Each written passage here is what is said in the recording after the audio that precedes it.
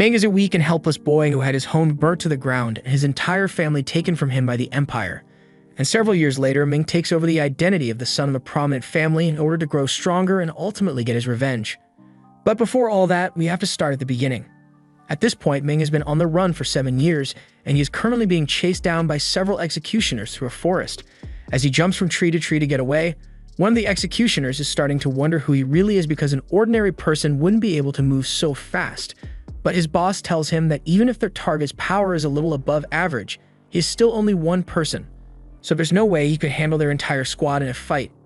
Eventually, the leader spots some fireworks in the distance, meaning one of his team members have spotted the boy, so he starts heading over to assist in taking Ming down.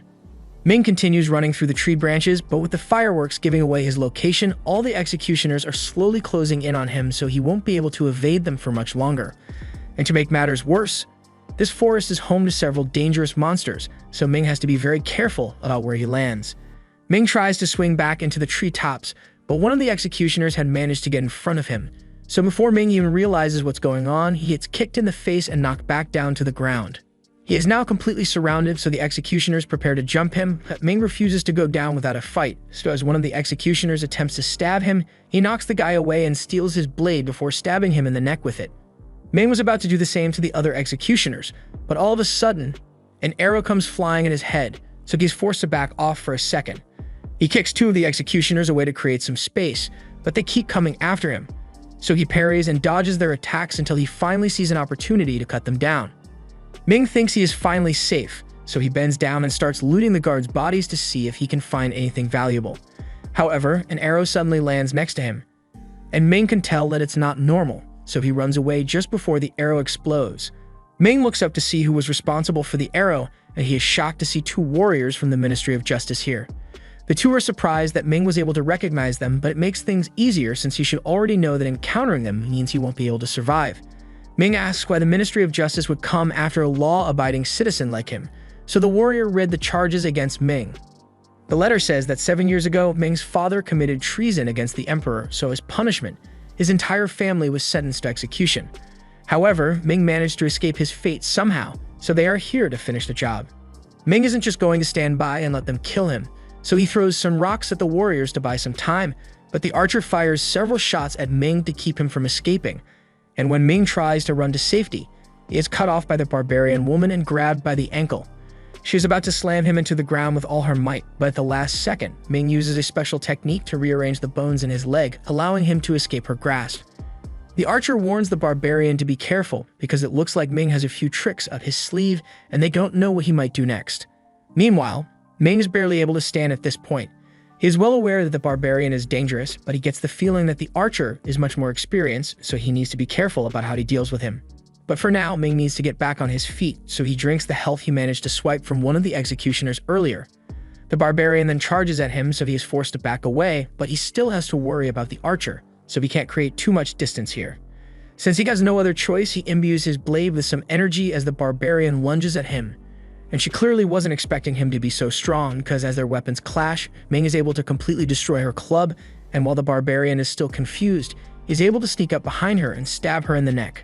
The archer is enraged by the death of his comrade, so he swears he will cut Ming to pieces even if it's the last thing he does. Ming realizes the archer is using talismans to fight, so he must be a chi cultivator, and Ming knows how terrifying chi cultivators can be, so he is not willing to run the fade. Ming starts running for his life, but the archer isn't letting him escape, so he activates his lightning skill and kicks Ming 100 meters through the forest. Now Ming has been backed up against the edge of a waterfall and he has nowhere to go. The archer lunges forward at Ming, forcing him to jump off the waterfall, but since Ming is going down anyway, he makes sure to take the archer with him.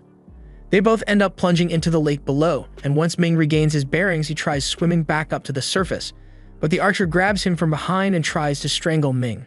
Ming manages to slip free from his grip and gets behind the archer to lock him in its chokehold. The archer begins struggling to free himself and reaches for his blade in an attempt to cut Ming down. But unfortunately for him, his blade was out of reach, so before long, the archer suffocates to death and sinks to the bottom while Ming slowly floats to the top. A little while later, Ming washes up on the shore of the lake, but it looks like he wasn't the only one who washed up here because 2 old men find a badly injured man propped up against a tree. They are very disappointed because the man looks like he had some decent potential as a cultivator, But with that hole in his chest, even an immortal wouldn't be able to save him. The short one says they can't just let the young master of the Bai family die like this when they were tasked with bringing him to the savage ghost sect for his spiritual awakening. The tall one suggests they should just ditch him and run away, but the two of them already took payment from the Bai family, so they get hunted down if they ran away. Not to mention the fact that to take this job, they both swallowed a heart-relaxing pill that will kill them in 6 months if they don't return to the Bai family to give a report. In no uncertain terms, the two of them are screwed, so the tall one fires off a blast in frustration. The man's blast happens to hit a rock which Ming was hiding behind, and as soon as they realize there's a witness, they try to finish him off so he can't tell anyone what happened here. However, as the tall one tries to punch a hole through his chest, Ming subconsciously protects himself with an energy shield, something that shocks the two men because Ming's technique is similar to that of the Bai family. The two of them take a moment to inspect Ming's body, and just as they suspected, it looks like Ming has learned some basic energy control techniques, and his foundation is pretty solid. Moreover, he looks strikingly similar to the dead young master of the Bais, so the two come up with a plan and tell Ming that they will save him, but only under the condition that he lives under a new identity and does as they say. Ming has no other choice. Ming doesn't really have much of a choice, so he agrees to go along with their scheme, and after healing him, the men begin taking Ming to the spirit awakening ceremony. Ming is grateful that the two of them spared his life, but he is worried that if his strength isn't sufficient, then people will find out that he isn't really the young master of the Bai family. The old man assures Ming that he should be alright since the savage ghost sect has no record of his face, and as long as he follows the energy control technique that they showed him, he shouldn't have any problems passing the spiritual awakening exam. Speaking of the exam, Ming still doesn't know what it's about, so the men explain that it's basically a ceremony that allows you to gather large amounts of qi in your body, and when the qi reaches the condensation stage, you can become a spirit disciple, and from there your cultivation can reach even greater heights. The two of them tell Ming that it is a great honor to be allowed to participate in the ceremony, so he should be grateful. But if the spiritual awakening is so amazing, then Ming asks why the two of them haven't awakened their spirits yet. The men look at each other with a bit of sadness in their eyes and tell Ming that you can only awaken your spirit before the age of 20, and it costs an astronomical amount to even register, so old folks like them will never get a chance like that. On top of that, only then the 5 major factions know the secret techniques to succeed in a spirit awakening, so it is very dangerous for regular people. They eventually arrive at the exam site, so the men drop Ming off at the entrance, but before he heads in, they try to convince him to take a heart-relaxing pill, claiming that it will help protect him. However, Ming isn't an idiot, so he knows the pill is really a poison that will kill him if he doesn't fulfill their requests. He asks the men if they really trust him so little, but given the fact that Ming is a wanted criminal in the Empire, they are a little worried that he might run away halfway through the exam. They assure Ming that even if he takes the pill, everything will be alright as long as he succeeds with the spirit awakening, but doesn't really believe them. However, it's not like he has a choice here, because if he doesn't do as they say, they will expose him as an outlaw and he'd be hunted down again, so he swallows the pill and heads inside for the exam. Inside, Ming comes across several powerful cultivators from prominent families, and a lot of people seem to know the young master of the Bai family. Although, all the rumors seem to say that the young master of the Bai family is a useless bastard, so Ming realizes his public image isn't good. Just then, the instructor for the exam, Fang, arrives and he tells everyone that he will be in charge of leading them to the spirit awakening ceremony, so anyone who wants to participate should follow him. All the participants start walking, but all of a sudden, a bunch of them begin to choke. So Ming realizes something is wrong and jumps onto the ceiling to analyze the situation. There are dozens of ghosts picking off the participants, but when one of the participants goes to ask Fang for help, he tells them that this is the savage ghost sect, so they'd better be able to deal with a few specters on their own. Most of the stronger cultivators here are able to defeat the ghosts fairly easily, so it's time for them to move on to the next phase, but along the way, Ming is approached by this guy. He offers to form an alliance with Ming so they can tackle the next phase together, and Ming sees no reason to refuse, so he goes along with the guy's suggestion. Although the guy is a little suspicious, so Ming keeps his guard up. While they are walking through the tunnel, he keeps looking around in case of an ambush, but the guy he formed an alliance with tells him there's no need to worry about anyone sneaking up on him since everyone else has already progressed to the next stage. And anyone that's still in the first stage by now definitely isn't strong enough to be an issue for them. But with that said, there's only a limited number of spots for the next phase, so the man really does intend to betray Ming. He steps back as some purple energy wraps around Ming, and once he is restrained, the guy explains that this is the second stage of the exam, the sacrificial cage. As the name implies, someone needs to be sacrificed here for the other to move on with the test, and unless you're a high-level cultivator, that purple energy will drain your power until you eventually die. Ming is furious and asks the man if he thinks the Bai family will let him live after killing their young master, but the guy says this is just how the game goes. The spiritual awakening ceremony is already dangerous to begin with, so anyone who comes here has accepted the fact that they may fail and die at any point. And besides, the Bai family is on the verge of being expelled, so there's nothing they could do about it anyway. Ming is actually kind of relieved to hear that death is a normal part of the exam because that means he doesn't have to worry about consequences if he accidentally kills someone. He gets back on his feet and begins charging up his energy until he eventually breaks through the energy chains. The man is terrified because he knows the real Bai Kongshin could never pull off something like that, so he figures out that Ming is an imposter.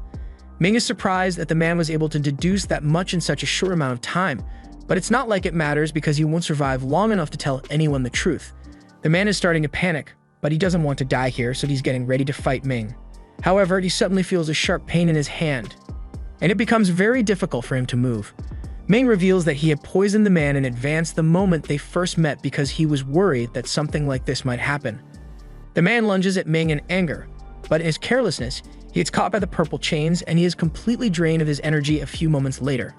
Ming continues through the tunnel until he eventually arrives at the exit where many other cultivators are waiting.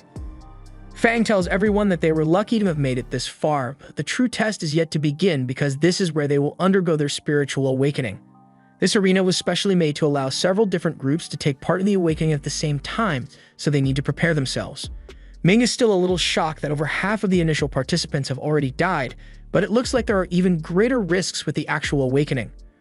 A few of the participants notice that there are already a lot of people seated inside the energy circles, so Fang explains that those are the members of the Savage Ghost sect who have been nurturing their spiritual energy since childhood.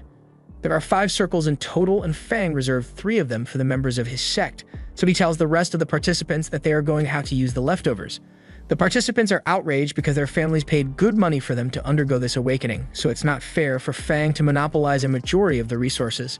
But Fang doesn't care about fairness at all. He's the one who sets the rules here, and if they don't like how he allocated the resources, then they are free to leave. The participants have no choice but to go along with Fang's orders, so they all squeeze into the final 2 circles and get ready for the spiritual awakening to begin. Once everyone has settled in, Ming notices a beautiful girl sitting across from him, and when she looks his way for a moment, he begins to fall in love. But then he remembers that he is a wanted man who was forced into a potentially deadly ceremony, so love isn't a high priority for him. The girl is surprised that her spiritual charms didn't work on Ming and she is starting to take an interest in him, but there's no time for distractions right now as the spiritual awakening is about to begin. Each pathway is filled with dense liquid energy, so when all the circles have been filled, the formations are activated to enshroud an incredibly dense spiritual energy which they must absorb. Within seconds, several cultivators fall to the ground, unable to overcome the incredible pressure. However, the more skilled cultivators don't seem to be having much trouble. Since Ming is new to the world of cultivation, he is struggling a little, but with the energy control techniques he was taught, he is eventually able to stabilize his spirit. Now all that's left is for him to absorb as much extra energy as possible so that he can open his meridians. While all this is going on, the leaders of the 8 branches of the Ghost sect all meet to watch the progress of the candidates. The sect leader is quite impressive with the performance of the participants this year, but he heard that the other leaders have a few people in mind whom they would like to recruit. He heard that Shu and Lin got into an argument over a particular disciple and even arranged a duel to decide who would get him. Lin pleads her case and reminds the sect leader that she was the one who discovered the Kalin nightmare body, so she has the right to take her as her disciple. All the branch leaders are shocked to find it hard to believe that someone here really has a nightmare body, but there's no reason for them to doubt Lin's testimony because moments later, the nightmare body is manifested right before their eyes. It only has 6 veins at the moment, but with the girl's mass control ability, the sect leader agrees that she would be a great asset to their sect. The sect leader asks Guy if he has his eye on any of their faction's disciples, but Guy tells him he doesn't really want to compete with the rest of them for disciples, so he's fine with choosing a few of the foreign awakeners. The sect leader asks him if he's sure about this, since even if the foreigners manage to awaken, it will most likely only end up with 3 veins, which is relatively low in comparison to the Ghost faction's disciples. Guy is aware of that, but his branch doesn't have as many resources as the others, so all he asks is that if any of the foreigners are fortunate enough to awaken, then the rest of his fellow branch leaders shouldn't steal them away from him. Just then, Lin gets everyone's attention and points to Ming because his cultivation looks like it has the potential to reach the legendary 9 vein. The sect leader takes a look and he is impressed with Ming's energy levels, but unfortunately, That's where his interest ends because he says Ming doesn't know the proper channeling techniques to stabilize his energy absorption, so his body won't be able to handle it. When someone isn't able to handle the energy that they are absorbing, it inevitably leads their entire body to explode, as showcased by the unfortunate people behind Ming. The energy Ming is absorbing is starting to take a toll on his body, so he seals his spirit veins to hold it in. But Guy says a trick like that will only delay the inevitable, so Ming will eventually die. Just then, all of their attention is drawn to another foreign participant, Jai, who has just successfully unlocked the 9-vein spirit, and Guy is rather pleased because he already called dibs on all the foreign candidates, and it worked out well for him. However, all of a sudden, the final branch leader, Lei, shows up and tells everyone that Jai is his nephew, so he's going to take him on as a disciple. He makes the argument that he is already familiar with Jai's thunder attribute, so he would be the best teacher for him. Gui is disappointed that such a talented disciple is being taken from him, but since Zai is Lei's nephew, he agrees to let him go. But he asks everyone to agree that they will let him keep any of the remaining foreign awakeners. None of the branch leaders have any objections, and the sect leader is in support of Gui's requests, so there shouldn't be any more issues for him. However, a few moments later, another participant awakens, and this one absolutely stuns everyone because he surpasses all their expectations. His vein count rises all the way up to 9, but it doesn't stop there. It keeps going until the participant reaches 12 spirit veins, and this is almost unheard of, so Pu quickly reminds everyone that he called dibs first. But the sect leader is sore loser, so he flexes his power and announces that he will be taking that 12-vein participant as his disciple.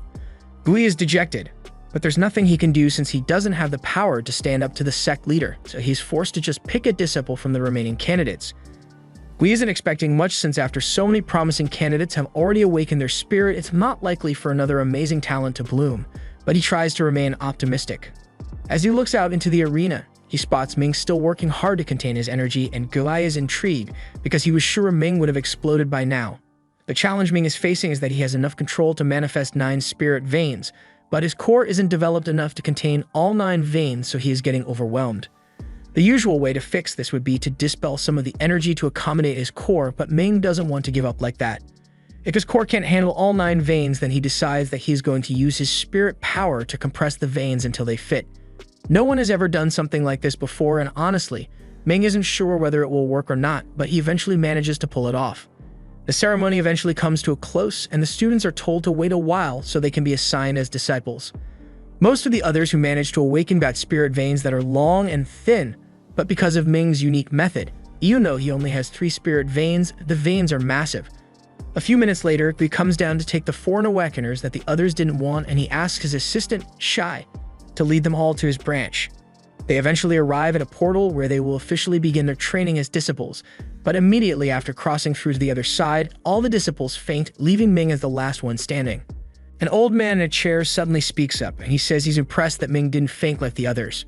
Ming thinks this must be some kind of trap, but the old man assures him that he's not in danger. The energy inside the temple is just so dense that most newbies can't handle it and faint instantly. Anyway, if they are here looking for techniques to learn, he suggests that they should take the levitation, basic fire, and basic wind spells. Ming accepts the man's suggestion, but he wonders why he is only allowed to use these scrolls. The man warns him that most of the scrolls here are too advanced for beginners, so he had better not do anything reckless. The only ones who have clearance for the highest level of scrolls are the ones that were personally chosen by the branch leaders, so there's nothing Ming can do about it. The old man tells Ming it's his own fault for being a weak 3 spirit veins loser, but then again, he realizes Ming has a lot of mental power for someone who only has 3 spirit veins, so he decides to give him a test. He pulls out a crystal and asks Ming to channel his energy into it so he can assess his strength. But before he does so, Ming can tell that the old man isn't a good person, so he doesn't want to reveal all of his cards yet. He decides to only use 1/3 of his power, but even this is enough to shock the old man. He has never seen such strong mental power in a newbie, and he can tell that Ming will go far as a cultivator, so he offers him a special cultivation technique. The original version was written in ancient Qiming Chinese, but this bamboo version is one that he personally translated. Ming asks the old man if he can see the original version, but the old man gets offended and says Ming would never be able to understand something he personally had to spend years just to translate. He tells him that technique will get him all the way up to the middle stage of mastery with no bottlenecks, something that even the faction's secret technique can't accomplish. But if he doesn't think it's good enough for him, then the old man will gladly take it back. Ming apologizes and says he graciously accepts the old man's gift, but before he leaves, the man warns him not to tell anyone about this, otherwise he will have to face deadly consequences. Meanwhile, in a cave near the sect, two of the spirit awakeners are meeting with one another, and one asks the other how many foreign spirit awakeners managed to survive. Aside from the two of them, the others are Zele and the Bai family's young master. But he thinks there's something suspicious about Bai because he is widely known as the useless son who was sent here because his family didn't want to have to deal with him, and someone like this could never survive the spirit awakening.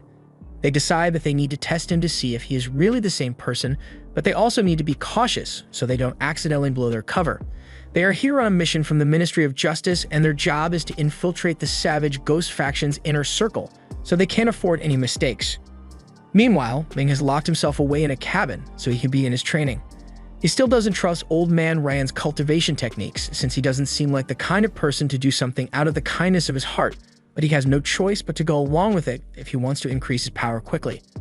A few months go by, and it's time for the new cultivators to return to the main complex for evaluation. Once Ming and the others arrive, they head over to meet with Shi, and Shi asks them how their cultivation is going. The others admit that they haven't made much progress since no one has been guiding them, so they have to slowly teach themselves to improve. They ask Ming how his cultivation is going, and in all honesty, Ming has been doing way better than all of them, but he doesn't want to draw too much attention to himself, so he just tells them that he is struggling as much as they are. Ming looks around and notices that there aren't a lot of people here, so he asks Shai if this is everyone from the Jurain branch, and sadly, yeah, this is all the branch has to offer. Shai explains that this branch is the most neglected out of the 8, so they are lucky that they even get to participate in a tournament like this in the first place. He tells everyone that they need to try and win as many rewards as possible to help speed up their cultivation journey, and their eyes all light up at the mention of rewards. They ask what rewards Shai is talking about, so he says he knows there should be Huyuan pills available that can increase cultivation speed, but aside from that, he's not sure what the other rewards could be. In any case, he tells everyone to do their best because the tournament is about to begin. Shortly after, the branch leader arrives and gives a little speech, telling everyone that the path of cultivation thrives in diligence, so lazy people will never succeed. But just as he says this, the laziest MF imaginable comes crashing out of the sky. This is Zhu, and he is one of the masters here. But he is late because he spent last night drinking and has a massive hangover. Once Zhu composes himself, he warns all the students not to be lazy like him, otherwise he will beat them up. But with that said, the reason he is here is to help assess the students' cultivation levels, and if they manage to impress him, then he is prepared to reward them generously. The students don't seem excited after Zhu's announcement, so he decides to show them what he is offering and summons several gourds. He tells everyone that these are the rewards for performing well in the tournament, and in case they can't already tell, the liquid inside these gourds has the same effect as a Huyuan pill. It increases the speed of one's cultivation and raises their mental power quickly, so everyone is excited for a chance to prove themselves now. The tournament soon begins, and the newbies are set to go up first. Two of the direct disciples under the branch leader, Feng and Cheng, are chosen to fight against the 3 new disciples, but they are reminded that this is just a friendly match between fellow disciples, so they have to stop once they've made their point. Ming is surprised that they are having him compete against direct disciples so soon, and Feng seems to be enjoying this whole situation because it gives him a chance to beat down the pathetic 3 spirit vein losers. His comments get the others angry, so they are ready to fight, and they think they should be able to handle Feng since it's 3-on-1, but once the fighting actually starts, Feng absolutely bodies the chubby one. The girl tries to assist him by attacking Feng with her wind blade, but it does absolutely no damage to him, and now that he has turned his attention towards her, he starts charging forward with harmful intent. Ming knows there's no way the girl will survive getting plowed over with such force, so he uses his levitation technique to lift her out of the way so they can all regroup. The leaders are really impressed with Ming's quick thinking, and Guy thinks it's unfortunate that someone as imaginative as Ming only has 3 spirit veins. Feng is annoyed that Ming interfered with his attack, so he targets Ming next, but even though his cultivation is meant to be several times higher than Ming's, he can't keep up with him at all, so all his attacks end up getting dodged. Ming then uses the wind slash technique, but while this version is definitely stronger than the girl's, it's still no match for Feng's brute force, so he smashes through it and charges at Ming again.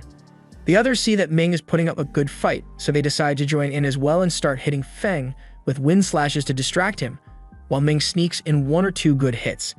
The leaders are once again in awe of Ming's adaptability because he is perfectly executing hit-and-run tactics to compensate for his inferior strength. If he and the others can keep this pace, then sooner or later Yu is going to run out of energy and it will be their victory. A few moments later, Yu ends up falling to his knees, and the chubby one thinks this means he has finally run out of energy. But instead of just using his ranged fireball attack, he decides to run into butt-whooping range. And guess what? He is whooped. With the shabby one down, Yu now targets the girl again and backhands her as if she just served him cold chicken, so Ming is the only one left standing. Yu now charges at Ming, but before he attacks, Ming points out that the technique Yu used to take out the Chabby boy isn't from the ghost sect. This startles Yu because he is worried his cover might have been blown, and Ming takes the opportunity to punch him square in the chest before immediately surrendering because he knows he can't beat Yu in a fair one-on-one. Yu angrily walks up to Ming and accuses him of cheating by distracting him in the middle of the fight. However, Ming points out that Yu did the same thing when he pretended to be hurt to trick the Chabby one into attacking. Yu turns to the leaders and asks them to grant him a rematch with Ming so he can settle the score with him. However, the leaders tell them to shut up and begin scolding Yu for being so careless because if this had been a real fight, Ming's punch could have seriously hurt him. They tell them to just accept the way things turned out and reflect on his actions so he doesn't make the same mistake again. Yu has no choice but to obey the leader's instructions, but he is now certain that Ming isn't the real Bai, so he is determined to find out what he is hiding. Meanwhile, Ming is also suspicious of Yu because he feels like he has seen his martial arts before. He knows it's not one of the ghost faction's techniques, but he doesn't remember the details. Guai tells the three that they should rest for a moment to regain their strength, because after this, they are going up against Xiao Feng, and he will be just as tough as Yu was. Feng decides to intimidate them a little, so he begins warming up and uses a wind slash that's so powerful that it scares the other two into quitting immediately. Now Ming is the only one who will be facing Feng, but he doesn't plan to back down, so he tells the leaders that he is ready to begin. Feng is really confident in his abilities, so he says he will be able to defeat Ming with nothing but a single finger. Feng generates an ice spike, which intrigues the leaders because an ice spike is a complex intermediate spell, so he must have worked very hard to master it. Feng launches the ice at Ming, so Ming moves his head out of the way to avoid being hit. However, Feng already planned for that, so he takes control of the ice and redirects it. The other leaders are starting to get worried since the ice spike spell is notoriously difficult to control, so Feng might accidentally end up hurting Ming, but Guy says it's fine since this version of the spell can only cause physical pain. Feng realizes the ice spikes won't be enough to break through Ming's defenses, so he decides to conjure a huge ice wall. This forces Ming to go on the offensive, so he pulls out his weapon and begins attacking Feng. The leaders are greatly impressed with Ming's strength, and they had heard that Ming chose to use the ghost cultivation technique for his training. But while the ghost cultivation technique is by no means bad, it limits the growth of an individual later on, so they think he might have been a little too hasty with his decision. However, Ming never actually used the ghost technique. The technique he got from Ruon is called the Netherbone cultivation technique, and it is very similar to the ghost techniques, so it would be a good cover to pretend that he chose the ghost technique instead. And as long as Ming doesn't reveal too much of his power, there's no way any of the leaders will ever realize that he is really using the Netherbone technique. Ming knows he could defeat Feng if he went all out, but that would be too suspicious, so he decides to let himself lose and intentionally gets hit with the ice spikes, while using the bone shrinking technique to avoid any fatal injuries. After that, he surrenders to put an end to the match, but Yu recognized the bone shrinking technique, so he is now even more suspicious of Ming. With the tournament officially over, the masters announce the rankings and Ming is labeled as an upper middle cultivator, while the others are labeled as inferior. One of the leaders has taken a liking to Ming, so she calls him over and offers to heal his wounds for him. Ming is thankful for her help, but that's not all she has for him. She also offers him 3 shield talismans, and while Ming isn't sure how valuable the talismans are, if it's coming from a master, then he's sure it must be good. The final match of the tournament soon begins, and Master Xin is up against a talisman user, and the man launches several fire talismans at him. Each of those talismans is incredibly destructive, but Xin is able to block them all with his diamond shield. He then uses his summoning technique to raise a skeleton from the ground and send it after the man. Ming is shocked because he didn't know that was possible to summon such powerful ghosts. However, Shai clarifies that the summoning technique only allows you to form master-servant contracts with ghosts at random, so the strength of the ghost is entirely based on luck. And it looks like Xin was very lucky today because he got a white bone demon on his first try, so the man's fire talismans are almost useless against it. The talisman user is starting to get fed up with this, so he pulls out some explosive talismans and sticks them onto the skeleton before jumping away. With this, he is able to completely destroy the skeleton's body, but unfortunately, when dealing with the undead, something like this is never enough to finish them off. The skeleton continues walking towards the man and regenerates its body and continues attacking. The others are amazed by how powerful the summoning technique is, but Shai warns them that it can be a double-edged sword at times. The only reason Xin is so strong is because he obsessed over refining his summons, but because of that, he couldn't focus on his cultivation as much. It is pretty clear that the talisman user can't win at this point, so Gu orders Xin to stop the match. With this, the tournament has officially ended, so Mu congratulates everyone on the progress that they've made and sends them on their way. The other newbies say goodbye to Ming, and he is about to return to his cultivation cabin, but before he leaves, he remembers that his cultivation rate will never outpace that of the leader's direct disciples, so he needs to gain some actual combat experience. Normally, he wouldn't be allowed to use the main compound's training equipment, but since he's already here, so he decides to ask the caretaker to let him use the training simulation. He asks to fight one bone demon, so the caretaker tells him it will cost him 1 spirit stone. Ming has no choice but to pay for it, but it really hurts his wallet, especially since he only earns 5 spirit stones a month as a disciple. He's going to need to find a way to earn more stones later, but for now, it's time for him to train. The bone demon is summoned and immediately strikes. Ming quickly activates his shield talismans to block the attack. He then retaliates with a fireball, but that wasn't enough to defeat the skeleton. The skeleton lunges out of the smoke and tries to stab him, so Ming quickly blocks again. And while the skeleton is stun-locked, Ming manages to punch it hard enough to finally put it down.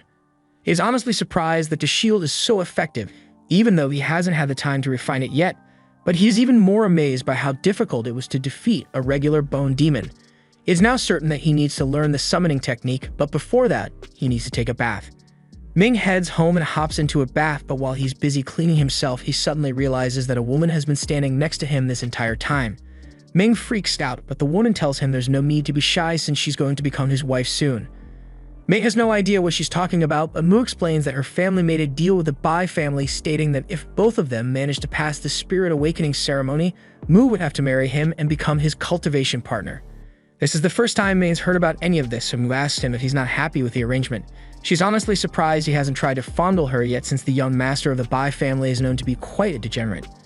Ming makes up an excuse and says he is just trying to focus on his cultivation, so he doesn't have time for romance, and Mu respects that, so she asks him what cultivation he is currently aiming for. Ming tells her he is going to learn the spirit summoning technique, but from what Mu knows, to cultivate that technique, you first need to condense yin souls to form a refining cord. She asks him if he knows where to buy yin souls, but Ming has no idea, so she takes his arm and invites him to go shopping with her so the two of them can get to know each other better. She takes Ming to the largest cultivation market in their sect, the Gray Market, and Ming is amazed because he has never seen anything like it before. But because Ming is so new to this, he almost immediately gets targeted by a con artist trying to sell him phony talismans. Luckily, Mu saves him before he gets roped into the scheme, but Ming is still completely clueless about how to navigate this market. He accidentally bumps into a giant boar head hanging from a meat shop, and the store owner yells at him for nearly ruining it. Mu asks Ming if he's interested in the meat, but he's more so curious because he didn't know people ate magical beasts. The shop owner explains that eating a magical beast's meat can help you increase your cultivation, but you need to eat close to 50 times the normal amount for there to be any noticeable difference, so Mu tells Ming he doesn't need to buy it. She drags Ming away, but the scams don't end there because Ming soon gets approached by a sleazy con man who tries to trick him into buying a useless rock. This is the final straw for Mu, so she threatens to report the conman to the sect leader and get him kicked out if he doesn't leave immediately. Once the conman is gone, Mu warns Ming to be careful because there are tons of scammers in this market. But there are also a few genuine shops, so she brings Ming to the Wanbao store. The items here can be quite expensive, but the quality is guaranteed, so Ming doesn't have to worry about getting scammed. Ming walks over to the store owner to ask for some yin souls. The shop owner asks if he wants high, medium, or low-grade ones, so Ming asks how much the low grades cost. He is told that the low-grade souls cost 3 spirit stones, and that's way too much money for Ming to spend. He only has 4 stones left for the rest of the month, so he asks the owner if he can get a discount, but discounts aren't allowed here. Mu asks Ming if he doesn't have enough stones to buy the yin soul because she'd gladly lend him the money, but Ming tells her there's no need. He pays for the yin soul and thanks Mu for being his guide, but before leaves, she has a little advice for him. She tells Ming that if he wants to make a high-quality soul refining cord, then he should head over to the sect soul pond and catch a high-grade yin soul for himself. Ming already thought of that, but entering the soul pond requires sect contribution points, and Ming has almost spent all his money already. In that case, Mu tells him that there's a sect mission coming up, and if Ming joins her team and does well, he can earn a lot of contribution points for himself. Ming thanks her for her kindness, and the two agree to meet up tomorrow morning to prepare for the mission together. Ming then takes his leave, and once he is gone, Yu shows up from around the corner and asks Mu for a status update. Mu tells him she didn't find anything new. Yu reminds her that he made an agreement with the Mu family, so she needs to cooperate with his investigation. But she genuinely can't tell if there's anything suspicious about Ba Kongshan. She was betrothed to him, but she had never actually seen or spoken to him before, so this was the first time they'd actually met. If anything, she thinks Yu is the suspicious one because he is going to such great lengths to investigate someone who hasn't caused any trouble. But Yu is still convinced that there's something shady going on with Bai, so he plans to investigate things on his own from now on. The day of the mission finally arrives, so Ming meets up with Mu near the site. He took a look at the mission's requirements on his way here, and since all they need to do is gather materials, he thinks it should be pretty easy. However, Mu tells him missions like this are never as simple as they seem, which is why she brought a little extra help, including Yu, although bringing him wasn't her idea. She introduces Ming to the others, Du, Wu, and Mei, but Ming still wants to know why Yu is here, so Mu explains that he said he wanted to help. Ming isn't in a position to object to her decision, so he decides to just go with it even though he doesn't trust Yu. Now that everyone has met each other, Mu says it's time for them to head into the mountains and begin their mission. It won't be easy to gather the fruit from the mountain, especially since the black butterflies guarding them will swarm and attack as soon as they approach. Luckily, Mu already planned for this, so she pulls out the spirit-attracting powder she brought and asks Wu and Mei to use it to lead the butterflies away. It's a dangerous job, but both of them have speed talismans, so outrunning the butterflies for a while shouldn't be a problem for them. While those two are leading the butterflies away, the rest of them will head up the mountain to collect the blood fruit, and once they are done, they'll meet back here before heading home. Each person will need to gather at least 25 fruit for the team, but any extra fruit can be sold for spirit stones, so it's best to get as much as possible. Ming asks what he should do if he encounters some of those black butterflies, so Yu tells him he can just kill them because the butterflies aren't that strong. They drain small amounts of energy from their surroundings, so they shouldn't be a threat unless he runs into a swarm of them. But with Wu and Mei acting as decoys, that won't happen. Now that everyone is clear on the plan, Wu and Mei fly up to the mountain and begin circling it to draw the attention of the butterflies. And once the butterflies start coming after them, the two fly away as fast as possible. Most of the butterflies are now gone, so everyone else gets moving to gather their fruit and complete the mission. Meanwhile, elsewhere in the mountains, a high-level cultivator named Yi is flying through the mountains on her sword looking for something. A little while later, Ming had managed to pick quite a few blood fruit thanks to the soul-refining rope he made. It may not be high quality, but it is really useful for scaling the mountain. Ming continues gathering all the fruit he comes across, but when he tries moving a boulder, he ends up inadvertently releasing a group of black butterflies, so he now has to fight them off. Luckily, there aren't that many here, so he uses his chain to slash at them and then finishes them off with a fireball. However, just when he thinks he can finally relax, he is suddenly captured by a binding spell you place on him. This particular spell was made to be effective against cultivators, so while he is bound, Ming won't be able to use his spiritual energy at all. Ming asks Yu why he is doing this, so Yu tells him he just has a few questions he wants answered, so he appreciates Ming's cooperation. After all, it would be a shame if Ming were to suddenly go missing out in these mountains, especially since 3 cultivators aren't worth much to the sect. First, he asks Ming if he has any connection with Xiaoan Island, but Ming says he has never heard of it before. In that case, Yu asks him how he learned the bone shrinking technique that he used during the tournament because that's something that's only taught on Xiaoan Island. Ming realizes he might have blown his cover by using that technique, so he won't be able to talk his way out of this, but he can't reveal that he really was on Xiaoan Island. He tells Yu that he indeed learned the technique, but he says he just found a manual on the corpse of a fugitive and used that to learn the technique. He starts asking a lot more questions, but all of a sudden, the two of them are attacked by a liquid yin condensation rat beast. This is a monster so powerful that Yu stands no chance, so he immediately runs away, but not before throwing Ming at the rat beast as a distraction. Yu then flies away, and the entire time he is smiling to himself because he finally has a good excuse for Ming's death. Ming is now left alone to face the monster, but no matter what he tries, the rat is simply too quick and powerful for him to fight head-on. Ming gets slammed into a rock, and he realizes he's really going to die here if he doesn't do something soon. So even though he doesn't really have a plan, he's not going down without a fight. He summons his spirit weapon at full strength and charges at the rat, managing to slash it across the torso and cut off its tail.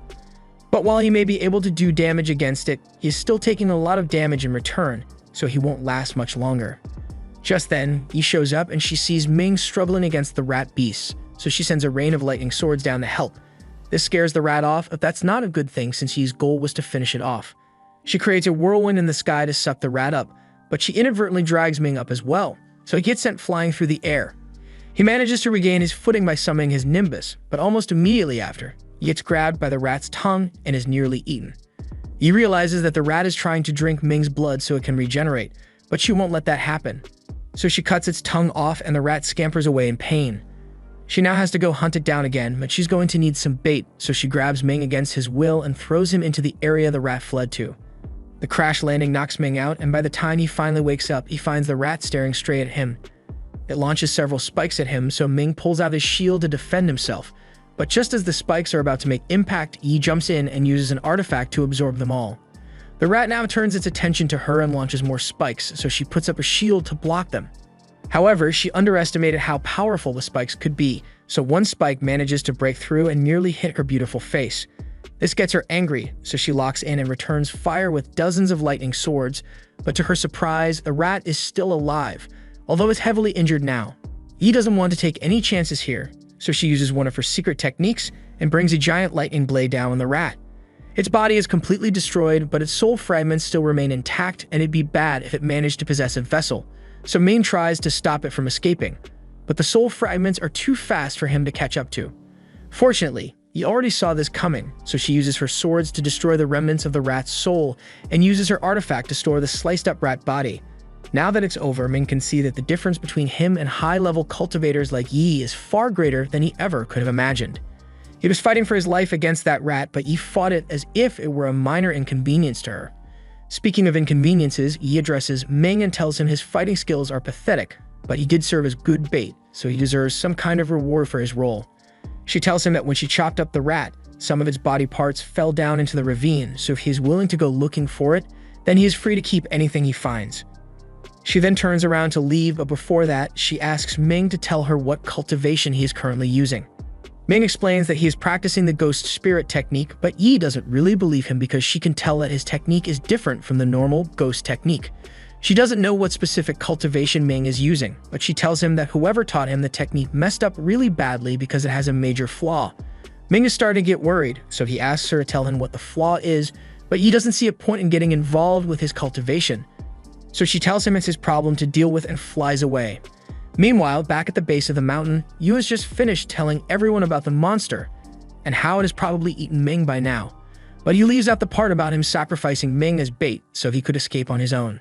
Mu can't believe a monster like that would show up on this mountain since there have never been any reports like that in the past, but she does recall sensing a strong presence a few moments ago, so she assumes a high-level cultivator must have arrived to deal with it. With that said, the others are wondering why Ming wasn't able to escape the rat since his skills should have been more than enough to get away.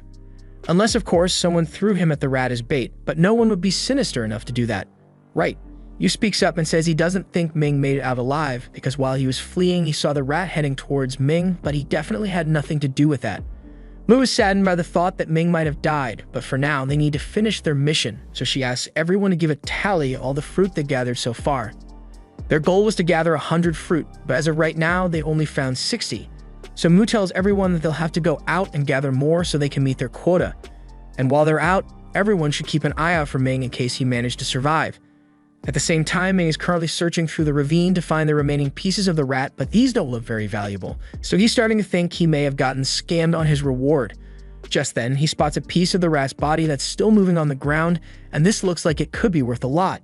But as soon as Ming picks it up, some of the rat's energy flows into his head, and he screams out in pain. While Yu was leaving the mountains, she is confronted by a fellow Taoist named Yan.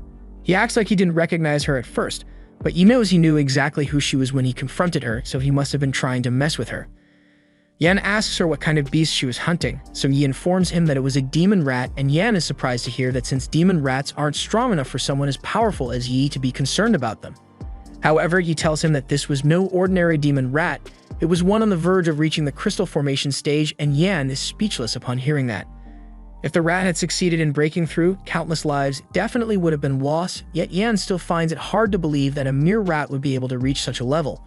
To prove it, Yi shows Yan a piece of the rat's gem, and upon inspecting it, he confirms that it indeed belongs to a near crystal stage rat, but that doesn't explain how the rat managed to get so strong in the first place. Since Yi has explained everything she knows so far, she turns to leave, but before she could fly away, Yan asks her if she would be willing to leave the rat's body parts behind since he'd like to run some tests on it to figure out the secrets of its cultivation.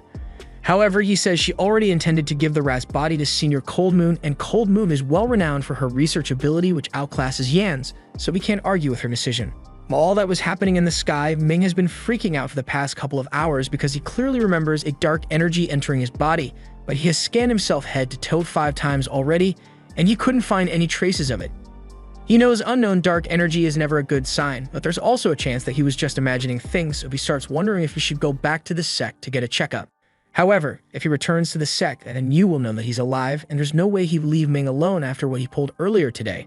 Ming briefly considers faking his death to avoid being investigated anymore, but if he were to do that, then he would lose the faction's support, and without that support, you won't be able to cultivate as effectively.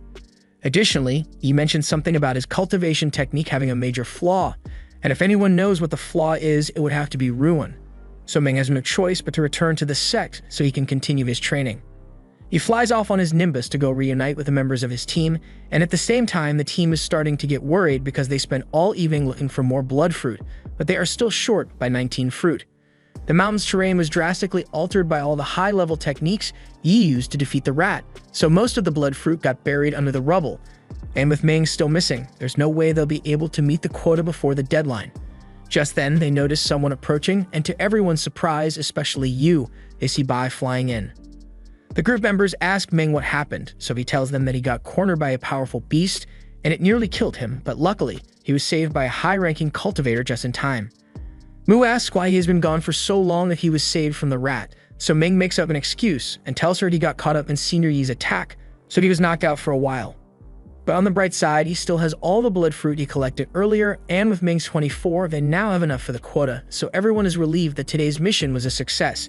There's no time to waste, so the others prepare to head back to the sect, and Du offers to give Ming a ride since he still needs to recover. Yu is about to leave as well, but before he goes, Mu reminds him that her family only agrees to monitor the savage ghost sect, not assassinate people. She knows Yu probably tried to kill Ming up in the mountains, but he tries to defend himself by saying Ming is a threat to the Imperial Court's mission. Mu tells him there's no way Ming would have returned if he was really plotting against the Imperial Court, because it would have been better for him to let Yu think he was dead.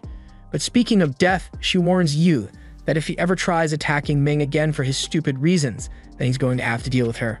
Later that day, Ming receives his share of the reward for the mission from Du, but just as Du is about to leave, he says something to Ming about strength being the most important thing in the world of cultivation.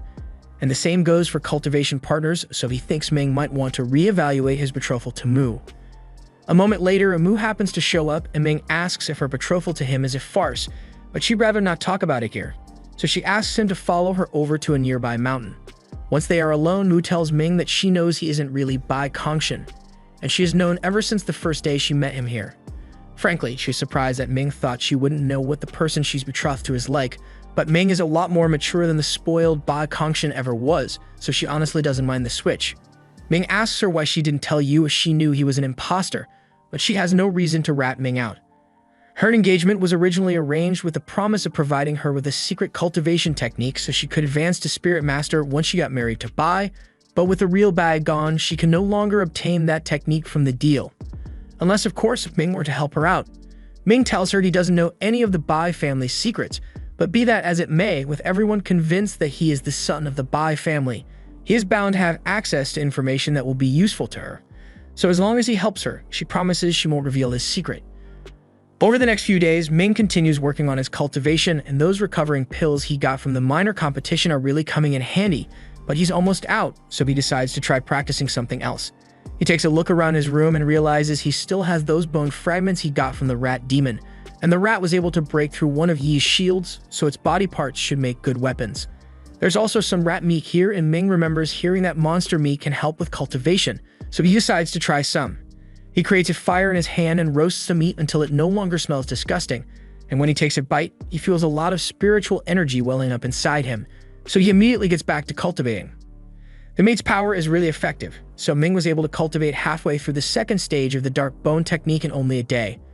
If he finishes the rest of the meat, he should be able to break through to the third stage, but he doesn't want to rush things because he remembers Yi telling him that the dark bone technique is flawed, so he needs to figure out what the flaw is before he goes any further. He already knows Ruin won't tell him the truth if he asks directly, so he needs to come up with a backup plan. And that backup plan is breaking and entering. Ruin is currently in the library meeting with the sect master who wants to see if he has progressed in his cultivation yet, and since he is so preoccupied, he hardly notices as Ming punches a hole through one of the outer walls to get into the library's hidden room. The master tells Ruin that if he doesn't advance to the next stage soon, then he is going to die in 10 years, and Ruin is aware of his potential fate, but he hasn't conducted enough tests to figure out the proper dark bone cultivation yet. Meanwhile, Ming encounters some skeleton soldiers down in the secret passage, but the skeletons are blind, so as long as he stays quiet, they won't be able to detect him at all. He makes his way into the secret room, and in there he finds the book with Ruin's notes about the dark bone technique. Ming discovers that while the first 3 stages of the technique are safe, Ruin has no idea what the 4th stage is supposed to be, so he has been encouraging unsuspecting students to use the dark bone technique in hopes of figuring it out so he can use the technique personally. It involved a lot of the students dying for his selfish goals, and that's a sacrifice that he was willing to make, but Ming doesn't appreciate the fact that he had been tricked into becoming one of those sacrifices. The shocking discovery causes Ming's heart rate to rise, which alerts the skeletons to his presence, so they attack him and Ming does his best to fight them off. However, those skeletons are not ordinary henchmen. They've got hands, and Ming was not ready for that, so he nearly gets knocked out. On the bright side, the skeletons aren't very intelligent, so he should be able to escape them if he can make it into the tunnel.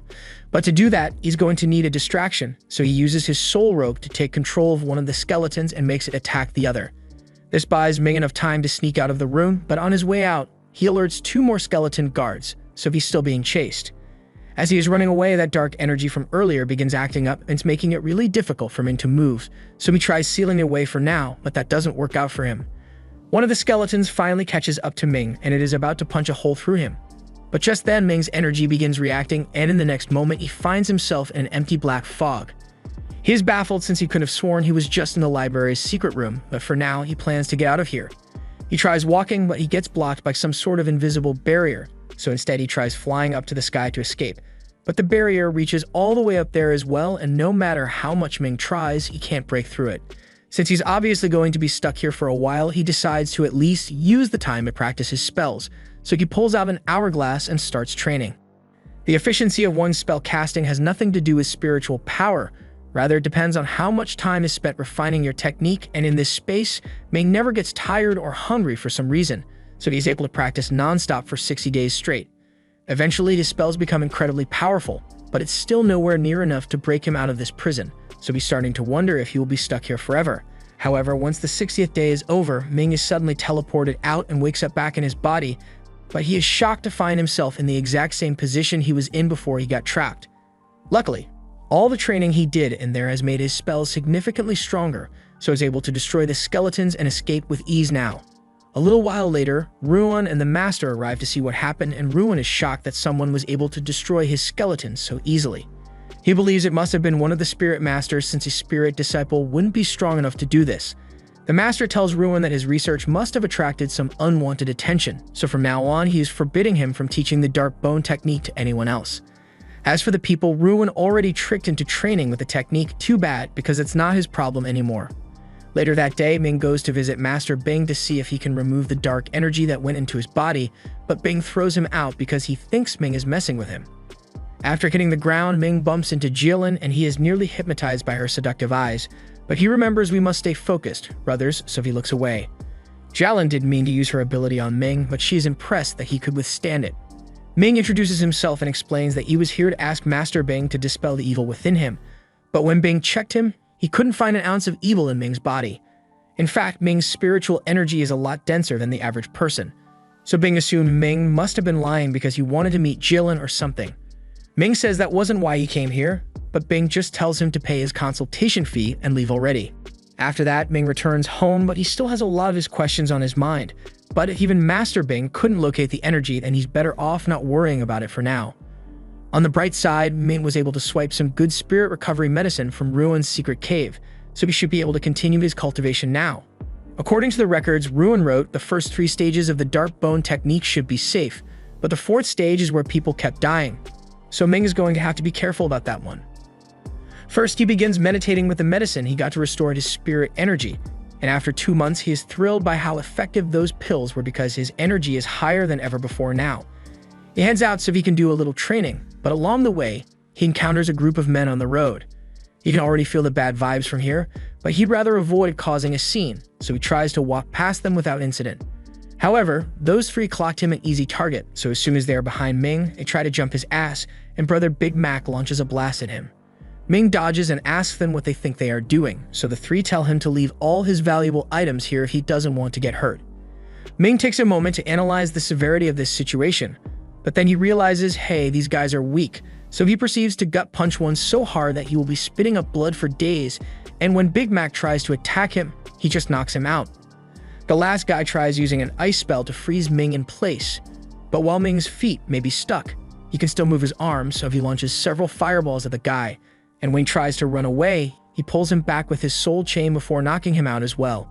Ming then frees himself, and while he normally doesn't enjoy doing this, they did start it first, so he's gonna run through their pockets and teabag him while they are unconscious. Once Ming is done, he's about to carry on with his business, but then he notices Mu flying towards him, and he wonders why she wanted to see him. She tells him that she just came because she heard he might have gotten into a little trouble, but it seems he was able to handle himself without her help. Ming is grateful for her concern, but he wants to know how she found out he was here in the first place. Mu admits that she has been keeping tabs on Ming for a while now, but she's not the only one because Yu has been looking into the Bai family, and he may be starting to suspect that Ming isn't actually Bai. Ming assures her that there's no evidence, so Yu won't be able to prove anything, but she still warns him to be careful because Yu is dumb and impulsive enough to do some crazy stuff, even if it's against the rules. Ming realizes Mu is right, so he immediately heads home and begins cultivating again so he can become a mid-level spirit disciple. This way, even if Yu were to try something, Ming would be strong enough to defend himself against him. After a few months of cultivation, Ming finally breaks through to mid-level, and his awakening sends ripples through the mountains, all the way up to the room of the branch leaders. They are all shocked when they realize that one of their branch members has broken through to the mid-level because they thought all the new guys were useless NPCs. But if they've actually got someone with talent, then they might be able to win the inter-branch sect tournament that's coming up. Back at Ming's house, he's now officially a mid-level spirit disciple, and his power is noticeably greater than it used to be. Now he should be able to handle any shenanigans Yu tries to pull, and it just so happens that the shenanigans involve chucking a flaming rock at Ming's house. Ming jumps into the air to catch the rock, and he demands to know what Yu thinks he's doing, but Yu tries to act innocent and says he just wanted to talk to Ming, so he was trying to knock on his front door with a 10-ton rock. Yu tells Ming he knows he isn't really part of the Bai family, and this gets Ming's attention. But he decides to play it cool and hits Yu with a, "Nah, you have no evidence, and you're not going to find any evidence either, so no one's going to believe you." Yu is still convinced that Ming must be the son of a criminal who escaped and is posing as Bai, so he plans to force him to confess by beating the shit out of him. But when he tries to smash the rock into Ming's head, Ming calmly blocks it and uses a wind spell to slice it in half. Yu is left in utter shock because he had no idea that Ming had become this strong, and now he's starting to panic. Because if Ming was able to become this strong in such a short amount of time, then sooner or later, he will become too strong to subdue, so as Ming tries to leave, Yu decides he has to take him out immediately. He flies into the air and attacks him, and Ming can't believe Yu would dare to attack him within the sect even though it's against the rules, but Yu clearly isn't thinking about the consequences here. Even with Ming's current strength, he would have a hard time defeating Yu alone, so he doesn't know how he's going to get out of this alive. Fortunately, one of their seniors happens to be passing by, and she is disappointed to see her junior sect members fighting each other, so she separates them and demands to know what's going on. Ming tells her that he and Yu were just having a friendly sparring session, so there's no need to be concerned. She obviously doesn't buy it, but if Ming isn't going to complain about Yu, then she has no reason to press the issue.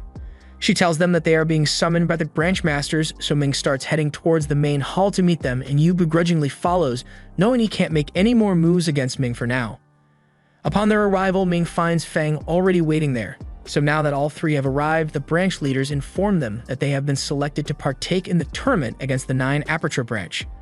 None of them were aware of any tournaments, so Zhu explains that the tournament is between this branch and the 9 Aperture branch, where both sides will send 3 of their newly initiated disciples to the subdued Dragon Island to compete for Spirit Fruit.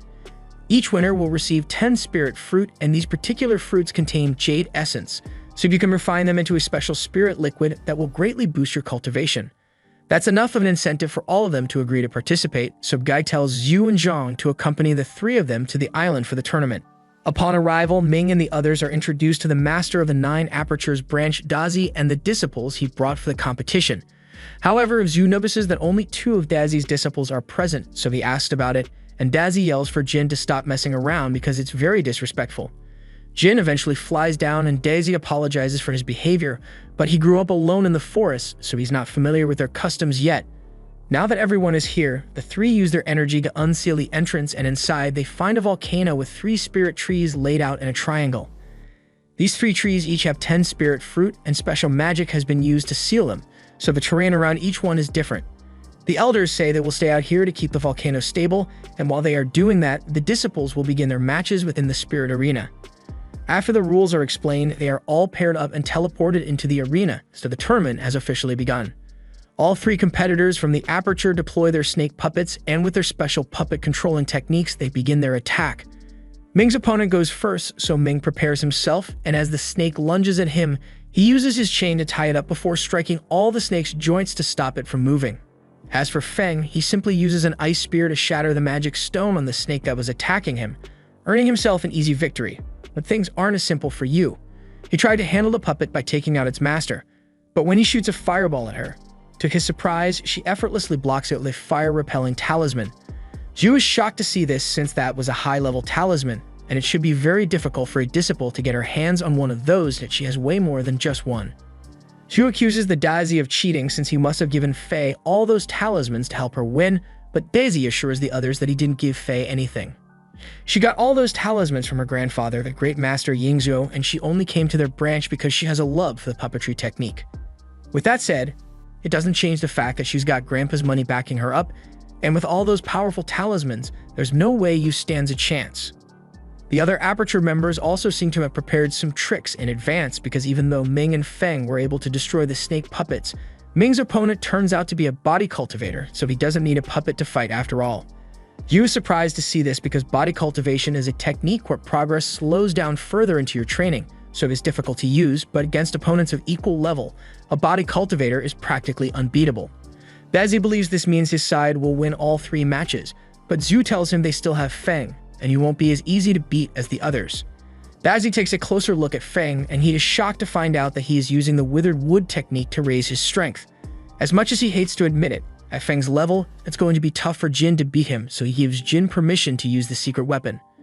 Jin then summons his praying mantis puppet, and Zhu tries to call him out because this clearly looks like cheating, but Daisy says this is all perfectly legal since that puppet is just a really advanced 2nd grade creation. Feng tries his best to fight back, but even after using his ultimate technique, Jin effortlessly counters with his mantis, and shortly after, Feng runs out of energy, so he is completely defenseless. Once Jin sees this, he orders the mantis to go for a kill shot, forcing Zhu to admit defeat to save Feng's life.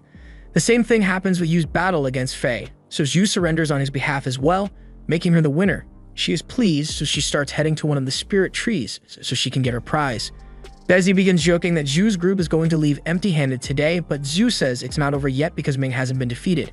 He has been holding his ground against the body cultivator by keeping his distance with fire spells. Eventually, Ming stops shooting fire, so Brawler assumes he must have run out of energy. He lunges forward in an attempt to finish him off, but Ming was just baiting him the entire time. He still has a ton of energy to spare, so he fires a triple fireball at Brawler, and the first 2 completely destroy his sword, leaving him defenseless against the third. Daisy is forced to surrender to save his student's life, and once Ming's victory is confirmed, he diverts the fireball into the mountains behind Brawler. Zhu is overjoyed by Ming's victory, but Daisy refuses to accept it, so he says he wants a rematch. Zhang says no since she's satisfied with 1 victory, but then Daisy offers an extra 100 refined iron, and the gambling spirit in Zhu won't let him pass up such a sweet deal. However, he still needs to get Ming to agree to the rematch, so he pulls him aside and offers to give him 2 extra spirit liquids if he wins. That sounds nice, but if Ming is going to be risking his life again, then he's going to need a little something to sweeten the deal, so he gives Yu to agree to give him 2 sticks of calming incense as a bonus. With that settled, Ming's rematch is set against Jin, so the 2 prepare for their match. But before Ming goes in, Zhang quietly hands him a talisman and tells him to use it if things get too dangerous, because Jin won't be an easy opponent to beat. As the battle begins, Jin summons his puppets and fires a bolt of lightning at Ming. And while he is distracted, he sends the mantis in to fight. However, Ming is too fast for that to overwhelm him, so Jin decides to play with a numbers advantage. He sends all the mantises after Ming, but he uses a wind slash to get rid of the clones, and once he locates the original mantis, Ming tries to take control of it with his soul chain. Jin pulls the mantis back to stop him, but then Ming sends another wind slash his way, and even though Jin blocks the initial slash, Ming had also cast 2 more slashes, and he redirects those back towards Jin. Jin tries to shield himself with a turtle puppet, but wind slashes were too quick, so he still suffers a ton of damage. Dazi is amazed by how much mastery Ming has over his spells, and he is starting to consider bringing Ming to his branch, but Zhu shuts that down immediately. Back in the battlefield, the other Aperture disciples go to check on Jin, but he tells them he doesn't need any help. Instead, he takes off his cloak and activates the armor he had hidden underneath, giving him a set of wings to improve his mobility and allowing him to keep up with Ming's speed. Stu is outraged because he recognizes that turtle armor, and even he hadn't been able to break it back in the day, so it's not fair that Daisy gave it to Jin. Dazi tells him to calm down because he still hasn't broken any rules here. He explains that the original turtle armor Zhu is referring to is still in his possession, and the one Jin is wearing is a replica that he created on his own. Zhang admits it's really impressive that Jin was able to master mechanical craftsmanship enough to make his own armor even though he has only been part of the sect for 2 years. Furthermore, Dazi says that while Jin's skills are still rough, his intuition for mechanics is far greater than anything Daisy could have accomplished when he was Jin's age. Ming's speed advantage is now gone, so he is just doing his best to stay in the fight now. Jin makes the turtle fire a spider web at Ming, so he tries to cut the web with his wind slash, but Jin had already reinforced it. Ming now has no choice but to evade, but on top of the nearly indestructible webs, he still has to deal with the mantis, so he can't afford to hold back anymore. He reveals his third form technique and uses it to push the mantis back. Once Yu sees this, he is shocked because he had no idea Ming was holding back this entire time, and it's making him even warier of him. Dazi is impressed by Ming's third form sonic attack, but he doesn't think Ming will last much longer since that technique drains a ton of spiritual energy. However, even though it looks like Ming is at a disadvantage, Zhang still believes that he will find a way to win regardless. Back on the battlefield, Ming slashes the ceiling to conceal himself in a dust cloud, and when Jin tries to capture him, he uses the levitation technique to throw the rubble in his face. Everyone is shocked to see him use the levitation technique, especially Yu since this confirms his theory. While Jin was distracted, Ming launches a fireball at him, but Jin's turtle blocks the blast before transforming into a laser cannon aimed right at Ming. Zhang urges Ming to use the talisman she gave him to save himself, but that would get him disqualified, so instead he blasts the ground beneath him and uses the force to launch himself behind Jin. Jin doesn't understand how Ming managed to change direction mid-air like that, but just before launching himself, Ming tied his soul chain around his ankle, allowing him to turn back once he had gotten past Jin's attack. Daju was overjoyed that Ming came out on top, so he immediately starts rubbing his victory in Dazi's face. Dazi is disappointed that Jin lost, but Ming's strategy was genuinely impressive, so he can't complain about the results. He's a man of his word, so in accordance with the bet he made, he tells Ming that he can take all the spirit fruits now. While Ming is doing that, Zhang goes over to Dazi and asks why he was so focused on getting all the fruit for himself since he normally wouldn't have made such a risky bet. Dazi was trying to keep this a secret, but since he has lost all the fruit, the information is useless to him now, so he might as well let her know. He informs Zhang that the Sea Clan market is going to be reopening soon, and the spirit fruits are one of the items on the market's acquisition list, which is why he wanted to get all of them so badly. Yu gets excited when he hears that the sea market will be coming back because this is the first time they've opened in over 100 years, and he's sure there will be many amazing treasures available there. However, Zhang is still suspicious that the market opening like that might be part of some elaborate scheme, but before they can discuss it any further, their disciples call out to them for help since once they collected all the spirit fruit, the spirit trees burst into flames and the magic barrier began to degrade. Zhang asks Zhu and Desi to start casting the teleportation circle, but shockingly, it isn't working for some reason. Zhang tells them to stop messing around because the disciples' lives are in danger, but Zhu tells her he really can't open the portal here because the formation of the spirit trees has been broken. Daisy realizes there's only one thing that could cause the formation to shift like this, so he warns all the disciples to fly upwards as fast as they can so they don't get caught up in what's coming. Moments later, a red dragon emerges from the magma, and Zhang is shocked since this is the same one that was supposedly defeated to create this island, but Daisy tells her that Master Fujio was severely wounded at the time, and he didn't have the strength to kill the dragon, which is why it was sealed under the island. But now that the spirit trees have been destroyed, a formation can no longer contain it. And to make matters worse, the dragon has already broken through to the crystal formation stage, so it won't be easy to defeat. Daisy points out that the dragon's energy is still unstable, so if they work together, they might be able to kill it on their own. That's all well and good, but Zhang asks what they are going to do about the disciples since they aren't strong enough to fight. Zhu says he will do his best to keep the dragon preoccupied so the disciples can escape, but he's going to need Zhang's help to pull it off. Zhang prepares her umbrella and uses it to boost Zhu and Dazi's power, so the two of them launch blasts at the dragon. This gets the dragon's attention, so it starts heading towards them. But when Dazi tries to slash it with his technique, he is shocked to see his spells bounce off the dragon's hard scales. The dragon begins flying upward in an attempt to escape, but Zhu refuses to let that happen, so he uses his energy to bind the dragon in place while Dazi tries to seal it in a red formation. Once the formation structure is closed, the dragon won't be able to escape anymore. So far, their plan seems to be working flawlessly. But just as the formation is about to close, the dragon forms a sword in its mouth and absorbs the energy from it, allowing it to launch sword blasts that are so strong that even with his turtle puppet, Dazi still suffers a ton of damage. The dragon then turns its attention to the disciples, so Zhang tells them to run away as fast as they can because they aren't strong enough to counter the sword energy. Feng uses wind magic to launch himself, and Yu creates a hole in the wall to escape, but Ming can't do that, so he just flies away in his nimbus. As for the other disciples, Jin managed to save them from the sword blasts by sacrificing a few of his puppets, but there's still one more blast locked onto them and Jin is out of puppets. There's no way they'll be able to outrun it like this, so Wu grabs Jin and Fei and throws them into a cave while he stands in front of them, ultimately sacrificing himself for their sake. As for Ming, he still has a few sword blasts locked onto him, but luckily, Zhang steps in and protects him with a magic barrier, and that buys him enough time to duck into a cave for safety. Zhang is glad that she managed to save Ming, but she has already used way too much energy, so Zhu tells her to wait outside for him. Once Zhang is gone, Zhu turns to Dazi and tells him the dragon has already eaten Wu, so fighting it now would be pointless. The blood has made it stronger than it was before, so the best they can do now is seal it back in the volcano. Meanwhile, Ming is making his way through the volcano's cave system when he is suddenly ambushed by Yu. He mocks Ming for falling for the same trick twice, and now that there is no one around to stop him, he starts punching Ming over and over until he is a bloody mess. And clearly he's enjoying every minute of it. Ming collapses to the floor, so Yu steps on his head and demands that he reveal the location of the treasures that his father stole. He wasn't sure before, but after seeing Ming use the levitation technique perfectly, he is certain that he must be the criminal Liu Ming. He can still remember the day that Ming's entire family was wiped out, and he recalls the pathetic look on Ming's father's face as he was beheaded.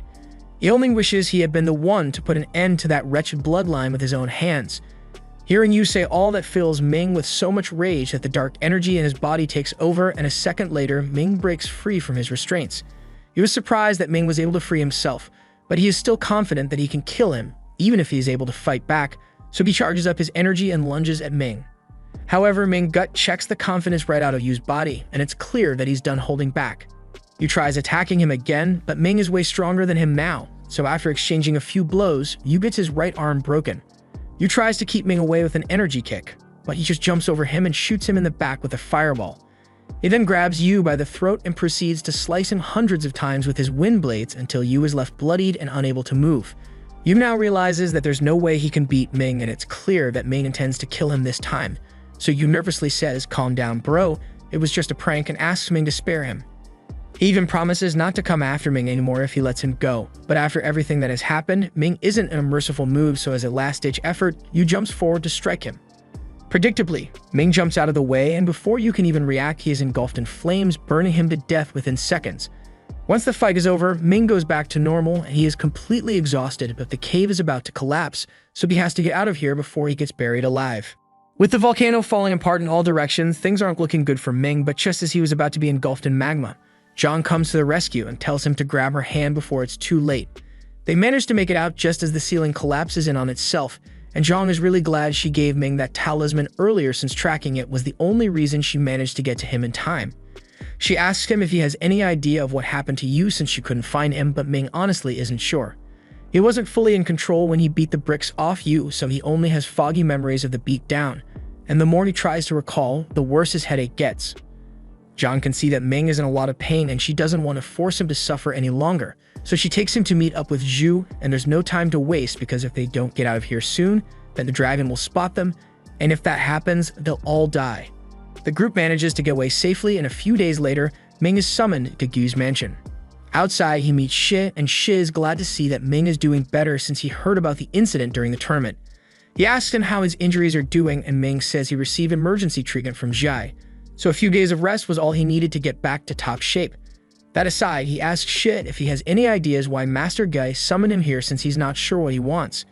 Shi tells Ming there's no need to be nervous since Gai just called him here to congratulate him on his exemplary performance in the tournament.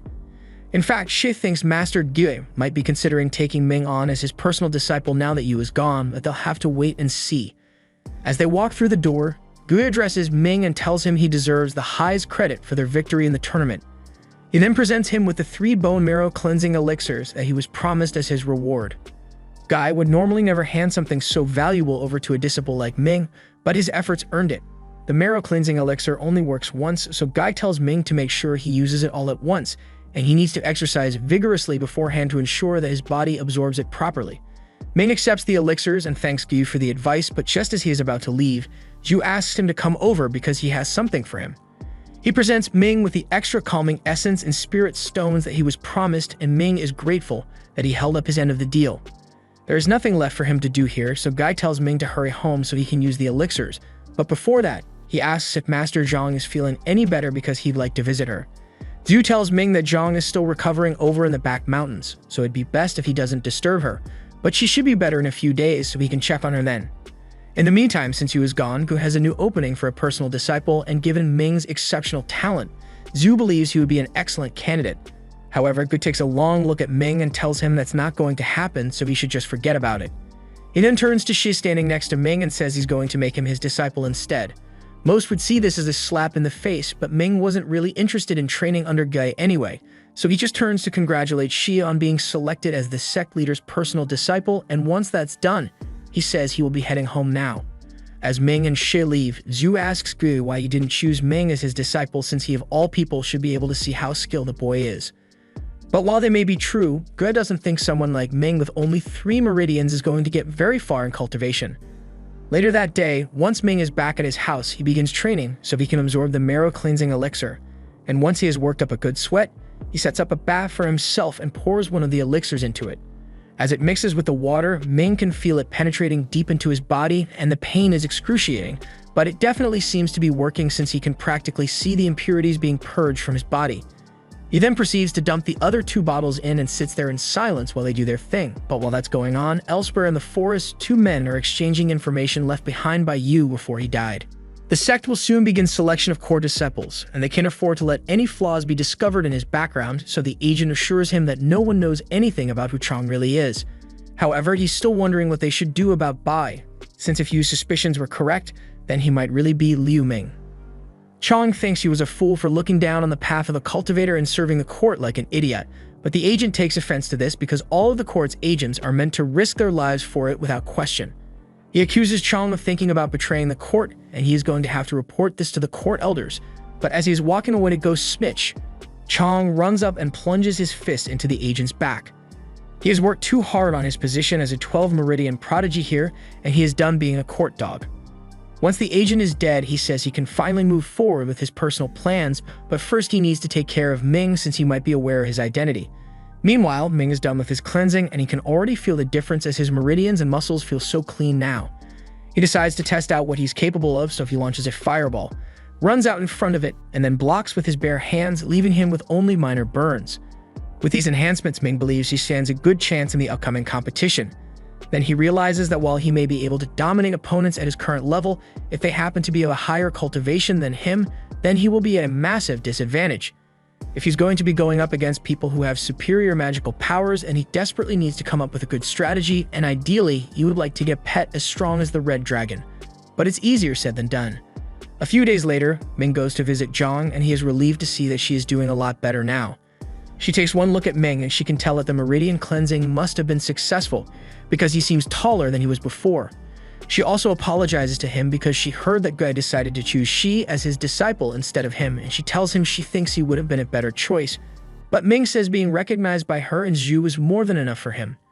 If anything, he should be apologizing to her because not only did the Red Dragon escape, but she was also forced to sacrifice her treasure in order to save him, so he feels really ashamed. Zhang tells him he doesn't need to feel bad about it since she's just glad they made it out alive.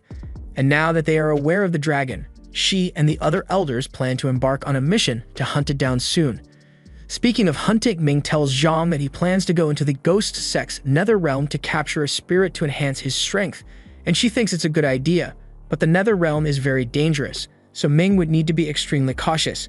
The nether realm was created by the founder Sixian himself, and it is known for its incredibly dense yin energy, which is used to imprison many ghosts and spirits. The territory is expansive, so it is divided into 36 pillars, with an inner and an outer circle. The outer circle generally contains low-level spirits, but they get stronger the closer you get to the center. The spirits are classified into the pawn level, the fierce level, general, commander, and king.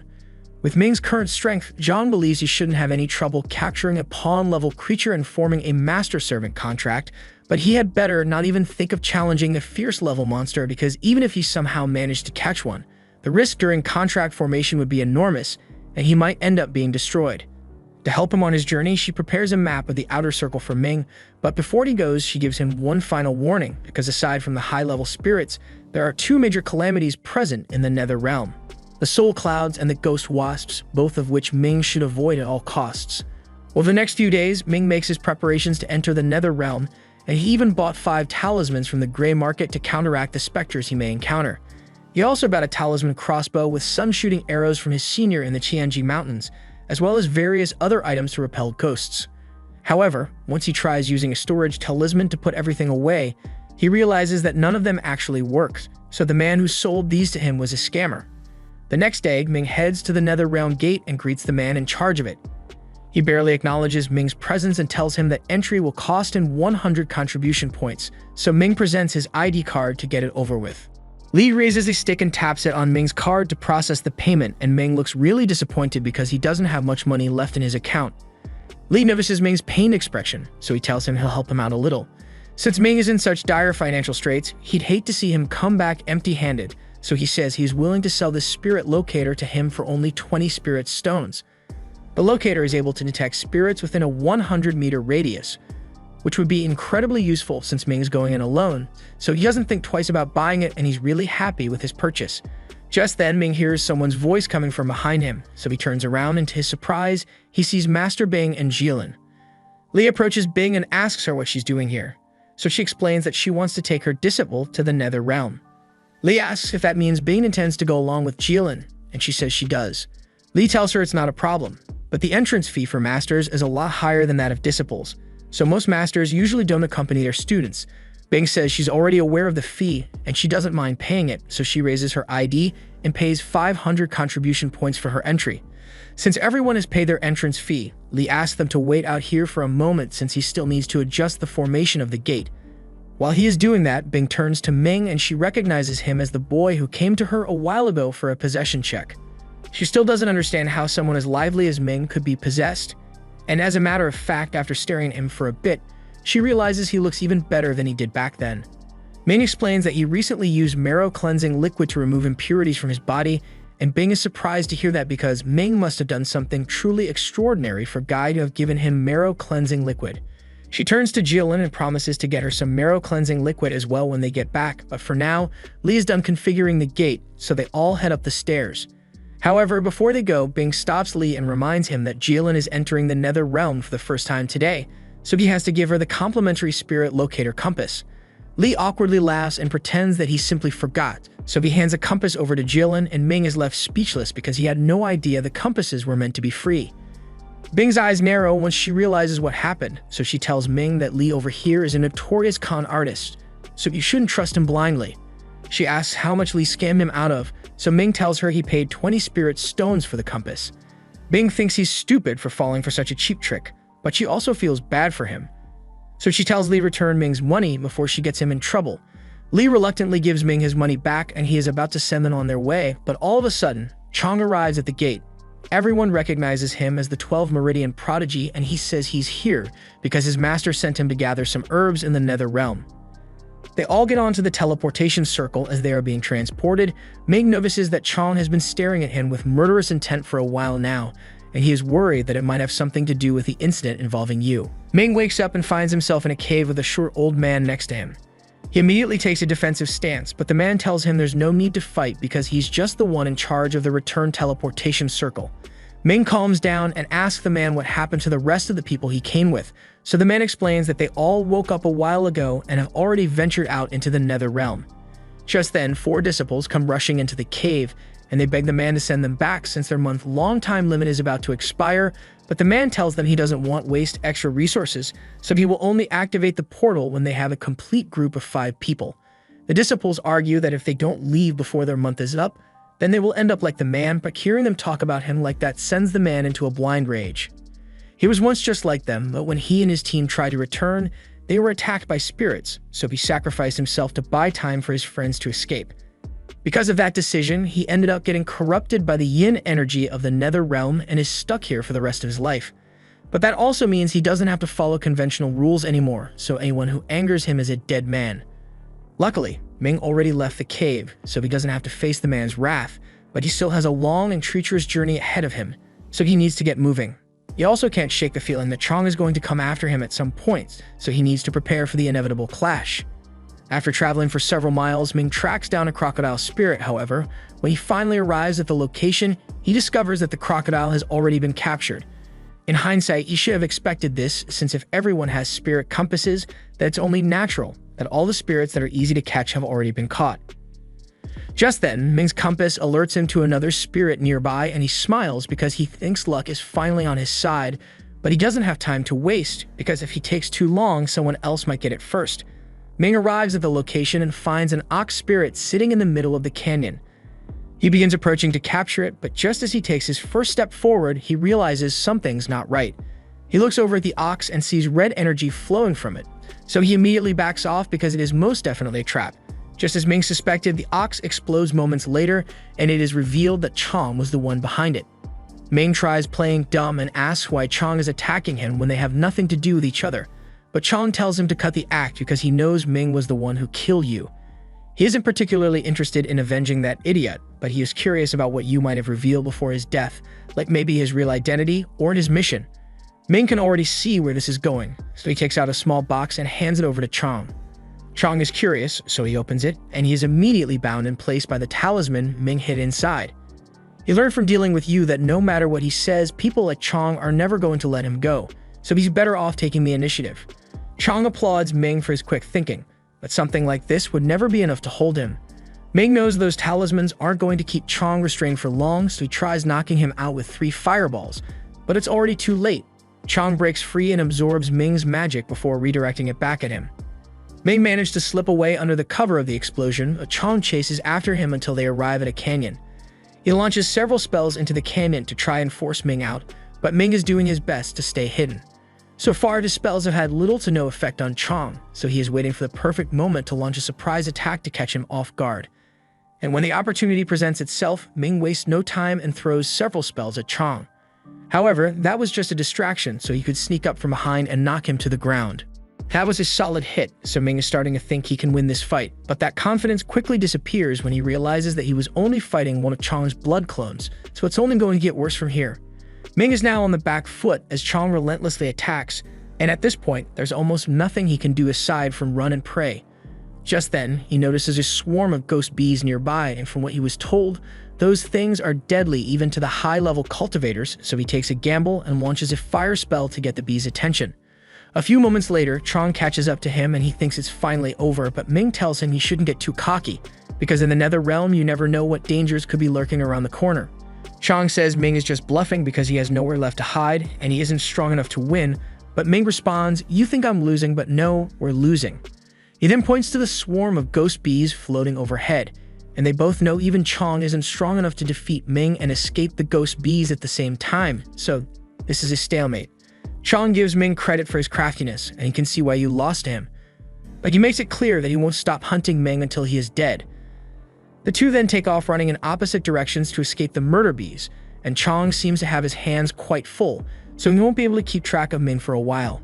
However, Ming is in just as much trouble, and his flying technique isn't fast enough to outrun the bees, so he needs to think of something quickly. Ming eventually runs out of energy, so he crash lands and looks on in terror as the ghost bees close in on him, but to his surprise, the bees suddenly stop. Ming looks down and realizes that he unknowingly crossed the border into one of the inner circles of the nether realm, and the bees are too scared to follow him across. This is a stroke of good luck since he won't be stung to death, but he can't turn back now, so his only choice is to go even deeper, but he can't help but wonder what he might face in there. Meanwhile, in one of the inner circles, Jilin is fighting a corpse soldier as part of her training, and Bing is supervising to make sure she doesn't get hurt. Jilin is having a hard time fighting the soldier even though she should technically be stronger than it. So Bing explains that Jilin's usual strength comes from her nightmare body, but nightmare bodies don't work on ghosts, so she's at a natural disadvantage here. On top of that, this particular soldier seems a lot smarter than the ones she has faced before, and there's a reason for that, so Bing asks her if she can guess. Jilin thinks about it and asks if it's related to the incident where several immortal sect disciples went missing. Later that night, Ming finds his way into a cave and sets up a little camp so he can spend the night. However, just when he was getting ready to relax, his spirit compass began to react, and a moment later, several scorpions emerged from the ground. Ming immediately hightailed it out of there, but he accidentally falls through a crack in the floor, causing him to slide down a narrow tunnel until he ends up in a wide open cavern. Ming suppressed the sound of his breath, scared of drawing attention from the spirits in the area, but then looks at his compass, and he realizes it's indicating that there's only one spirit nearby. Ming thinks that seems odd because spirits don't usually stay on their own in places like this, not unless they are extremely powerful. A few days go by in the Nether Realm, and Bing and Jilin are flying around in one of the inner circles looking for something, but Bing notices that Jilin seems a little upset, so she asks her if something is wrong. Jilin explains that she feels guilty since the only reason they haven't made progress with their investigation is because Bing had to slow down to keep her protected. Bing suggests they should take a break to make Jilin feel better, so they stop near some rocks and Jilin sets up a fire so they can rest. The two sit and meditate for a few hours, but Bing suddenly senses something dangerous nearby, so she warns Jilin that bone corpses might be hunting them. The intelligence of the spirits seem unnaturally high, so Jilin asks Bing what they are going to do, and a moment later, 3 bone corpses emerge from the sand. All 3 of those spirits are fierce grade, so Bing says she'll handle it on her own and jumps into the air to prepare her spell. She manages to freeze the 3 spirits in one go, but then she notices something else, so she fires a blast at the rock behind the spirits, and it is revealed that there is a general grade corpse leading the attack.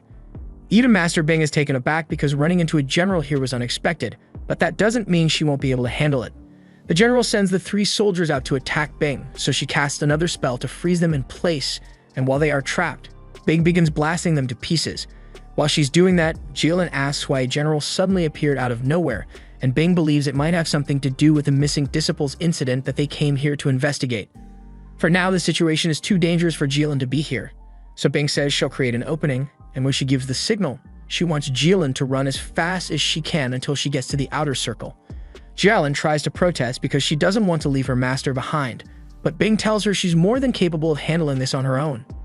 Jilin is the only disciple whom Bing actually cares about, so she doesn't want to let her get hurt, but it will be difficult to protect her with the corpse general attacking, so she tells Jilin to just wait for her at the teleportation array.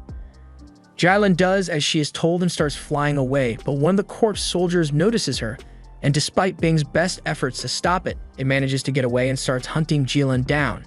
At the same time, elsewhere in the Nether Realm, Ming is walking through a dark cave when he is suddenly faced with a fierce grade bone scorpion.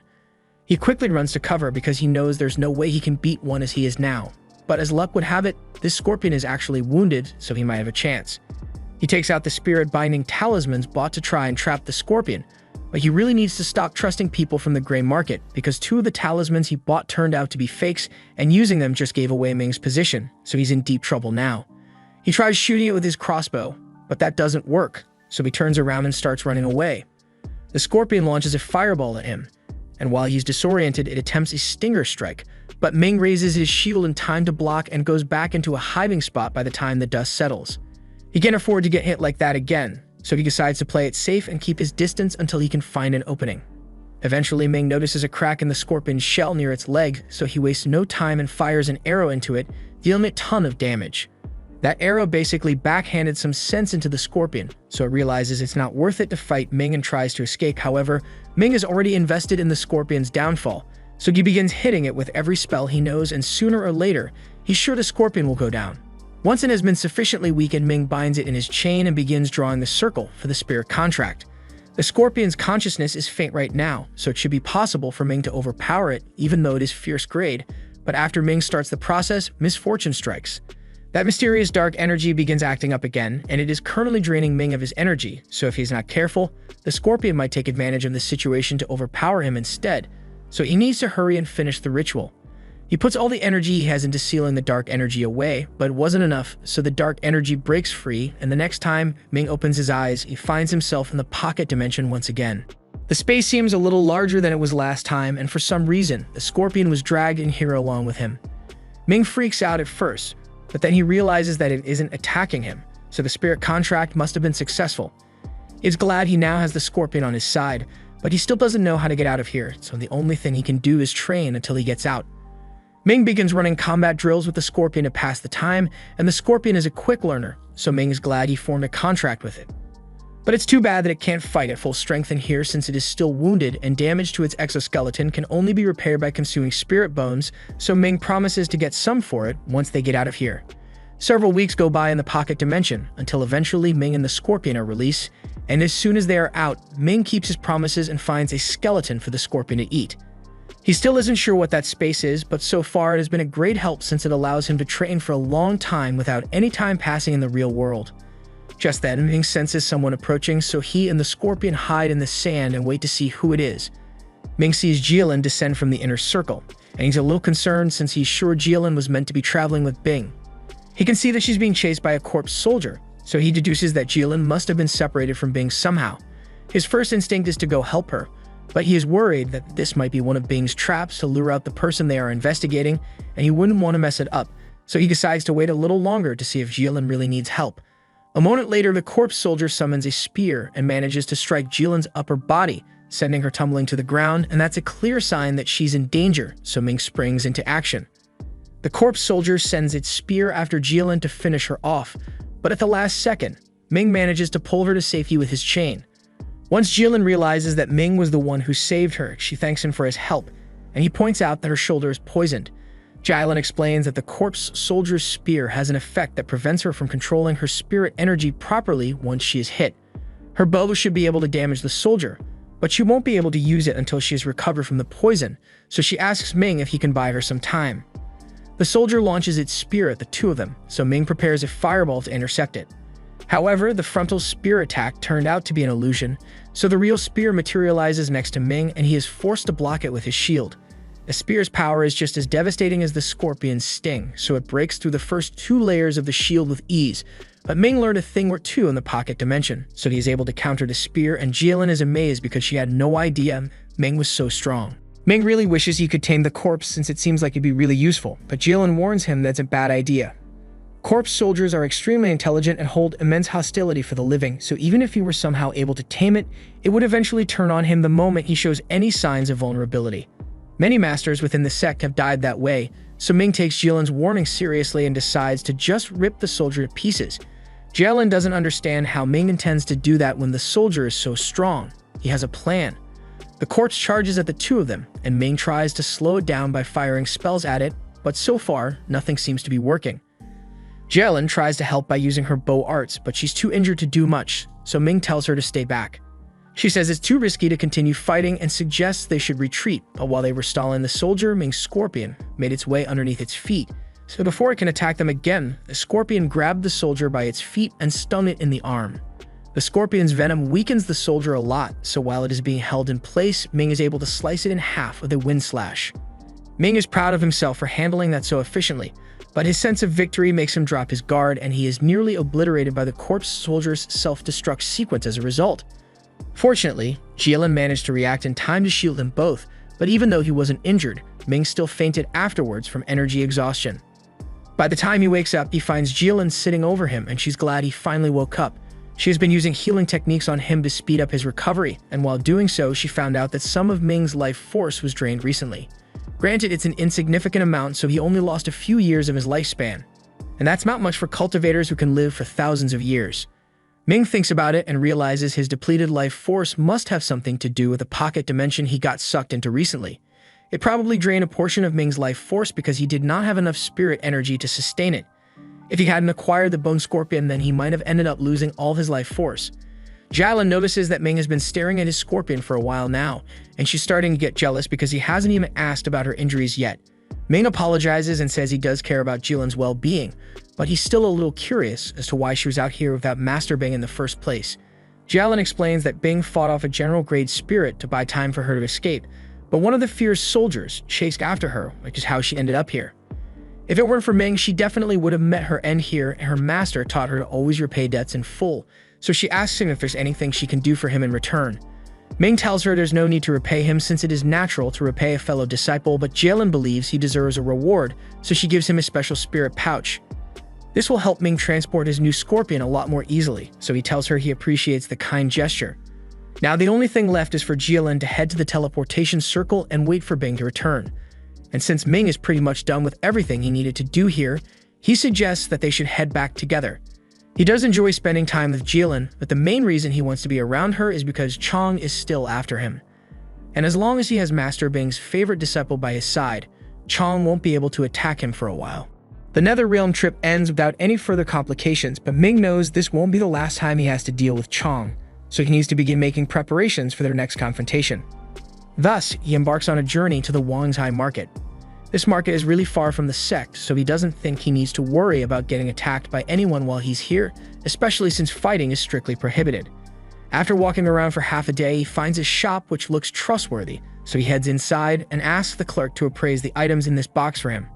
The clerk is happy to help, but when he opens the box and sees what's inside, he immediately realizes that this is above his pay grade, so the box is handed over to his boss so she can do the appraisal instead. Ming is directed to the private guest room so he can meet with Madame Yu, the owner of this establishment, and as he enters the room, he sees a beautiful woman inspecting bone fragments he brought. These were the leftovers from that condensed essence rat, and materials from creatures with condensed essence are quite valuable. She offers to pay him 7,000 spirit stones if he is willing to sell to her, and Ming is pleased to learn that he can earn that much, so he tells her he would like to use the money to buy all the items he outlined on this list. After checking the list, Yu confirms that she has everything that Ming needs, and as a sign of goodwill, she even throws in a 20% discount. Ming is glad he was able to gather all the items he needed so quickly, and he is thinking about heading to a weapon crafter tomorrow, but all of a sudden, he realizes he is being followed, so he ducks into an alleyway to try and shake them off. Unfortunately, that doesn't work, so Ming is now blocked in by a group of mid-level apprentice thieves, and they are trying to run his pockets. Ming really doesn't want to deal with them right now, so he launches a few wind slashes as a warning, but the thieves still think they can handle him, so they all rush in, and one by one, Ming wipes the floor with them without even breaking a sweat. He then runs their pockets as payback, but he finds it a bit strange that thieves like this are still able to operate inside the market while there's increased security. Just then, Ming senses someone approaching him from behind, so he instinctively launches 2 fireballs at them. However, when he finally takes a good look at the person's face, he realizes it was actually Senior Qian, one of the people in charge of maintaining the market's security, and someone he really shouldn't be attacking. It's too late for Ming to cancel the fireballs now, so he tries to warn her to get out of the way, but without even flinching, she effortlessly creates 2 water spheres to put out Ming's fire. Ming is amazed by how easy it was for her to stop his attack, and it's clear that she's a lot more powerful than he is, so he had better not get on her bad side. He immediately apologizes to Qian for attacking her so carelessly, but she knows it was an honest mistake, so she's not upset about it. She just asks Ming to do his best to avoid drawing too much attention from now on. Ming isn't sure what she means, so Qian explains that it takes a special kind of idiot to walk around the market with a valuable soul pouch on his hip, and she just so happens to be looking at the idiot in question. Those thieves clocked him as an easy target the moment he set foot in the market because of it, so Qian offers to teach him how to mask the soul pouch's aura so this doesn't happen again. But in exchange, she asks him to help her drive these thieves to jail. Ming is more than happy to help, so he takes out his soul chain and ties the criminals up for transport. All the while, Chan's masters have been watching from a nearby rooftop. They knew thieves were targeting Ming and let it play out since they wanted to use him as bait to capture them. But they never could have expected that Ming would handle the thieves on his own before they could intervene. Just then, Master Leo receives a letter informing him of some terrible news. The Red Flood Dragon has apparently appeared in Wei after several powerful cultivators failed to capture it, so it's only a matter of time before the market becomes its next target. Over the next few days, Ming stays in town because he is waiting for a custom weapon he ordered to be made, and he has recently become a regular at this man's restaurant. The man really seems to like him since he has been trying to find a protection talisman for his store, and Ming was kind enough to help him weed out the fakes so he didn't get scammed. Today, the man finally managed to find a genuine protection talisman, and he is so happy that he offers Ming a free meal as thanks from his help. Ming is grateful for the man's generous offer, and he's glad he helped him avoid getting scammed, because he personally got scammed a lot back in the gray market, and let me tell ya, it's not fun. A few hours later, a man walks into the shop looking for Ming and introduces himself as Jin, an apprentice at Master Fang's forge. The weapon Ming ordered is ready, so he is here to deliver it, but before anything more is said, Ming puts up a sound barrier so no one will overhear him. Jin takes out a box with a special needle inside, and after inspecting it, Ming confirms that its quality is exactly what he was looking for. The more seals the needle has, the stronger it will become, but needle-type weapons are difficult to work with, so using it will drain a lot of energy and mental power. It also only has space for 3 seals on it, so its potential power is limited, but Ming is okay with that since it's good enough for now. Anyway, since Ming is satisfied with his weapon, Jin's job here is done, so he gets up to leave, and Ming says it has been a pleasure doing business with him. Now that he has gotten his weapon, he has no remaining business here. So Ming thinks it's time for him to leave the market and return to his sect so he can start preparing for the grand tournament. But the weather has been getting pretty bad lately, and ships usually leave early on stormy days, so he needs to hurry before the transport for today leaves him behind. He rushes over to the docks, and luckily, he just barely manages to make it aboard the final ship of the day before it departs. Just then, he notices Qian on the deck as well, and this is a huge coincidence, so he asks her what she's doing here. She explains that her assignment here is done, so Master Lu asked her to escort the return ship. However, unbeknownst to either of them, great trouble is heading their way. The Red Dragon is closing in on the market, so all the guards in the area gather together to form a protective barrier. Louis isn't sure they'll be able to defeat the dragon with their current forces, but he already has all the mid-level cultivators on standby, and the sect has been alerted to the current danger, so they just need to hold out until a crystallization stage cultivator arrives. With that said, he's starting to wonder why the dragon isn't here yet, since it has been quite a while since it was seen heading this way. It's almost as if it's not targeting the market anymore.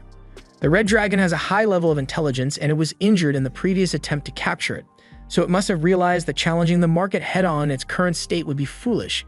Its main priority right now would be to replenish its energy by feeding on some easy targets, and just then Master Liu remembers that a ship full of easy targets had just set sail a few hours ago, so the dragon is definitely going to try going after them first. He tells the other masters that they need to hurry and find the ship that was transporting all the junior disciples, because if they don't, they'll all be eaten. Meanwhile, back on the ship, everyone is still cheerfully chatting with one another. Ming is standing off to the side because he has a lot to think about. He knows Qian is incredibly powerful, yet when she participated in the previous grand tournament, she didn't even make it to the top 3. And if someone as strong as her couldn't win her tournament, then Ming can't afford to make any mistakes. Among the new disciples, Chong is going to be his toughest opponent, but he also has to worry about Lei and Jilin, so he needs to come up with some countermeasures for their abilities. Just then, Ming senses something dangerous approaching as the Red Dragon closes in on them, and Qian senses the danger as well, so she runs out to the front of the ship to protect the rest of the disciples here. By this point, none of them know what's heading their way, but as soon as the dragon comes into view, Ming realizes they are royally screwed. Even with Qian's power, there's no way she'd be able to block a fireball from that thing, so he tries warning her to get out of the way, but there's nowhere for her to go. Fortunately, before the fireball could hit the ship, the masters arrive just in time to save them. Liu tells Qian to take control of the ship and put it in full gear because they are going to need as much speed as possible to get away from that thing. He even uses some of his powers to enchant the ship's thrusters, allowing it to move faster than ever before. However, the incredible speed puts a lot of pressure on one's body, so several disciples pass out and the few that remain have to use meditation techniques to stay conscious. Ming does the same and uses a mana enhancement talisman to boost his shield and keep himself safe. But even with all the extra speed, the dragon is still able to keep up with them and launches another fireball at the ship. Liu deflects it again, but at this rate it won't last much longer out here, so Master Yu says their only choice here is to fight, and the other masters agree with her. But before heading into battle, Liu puts a protective spell on Qian and asks her to get the disciples out of here while they keep the dragon busy. Liu then flies up to join his comrades, and facing the dragon won't be an easy task. But on the bright side, it still seems to be injured, so it can only use around 30% of its strength. And if they somehow manage to kill it, it might be able to finally break through to the crystal stage. The 3 of them begin throwing their strongest attacks at the dragon, and the resulting battle is incredibly fierce, but they haven't been able to do much damage to it so far. Its scales are so tough that most of their attacks have just been bouncing off his body, but they don't have the same luxury because a single one of that dragon's fireballs could wipe them out easily if they aren't careful.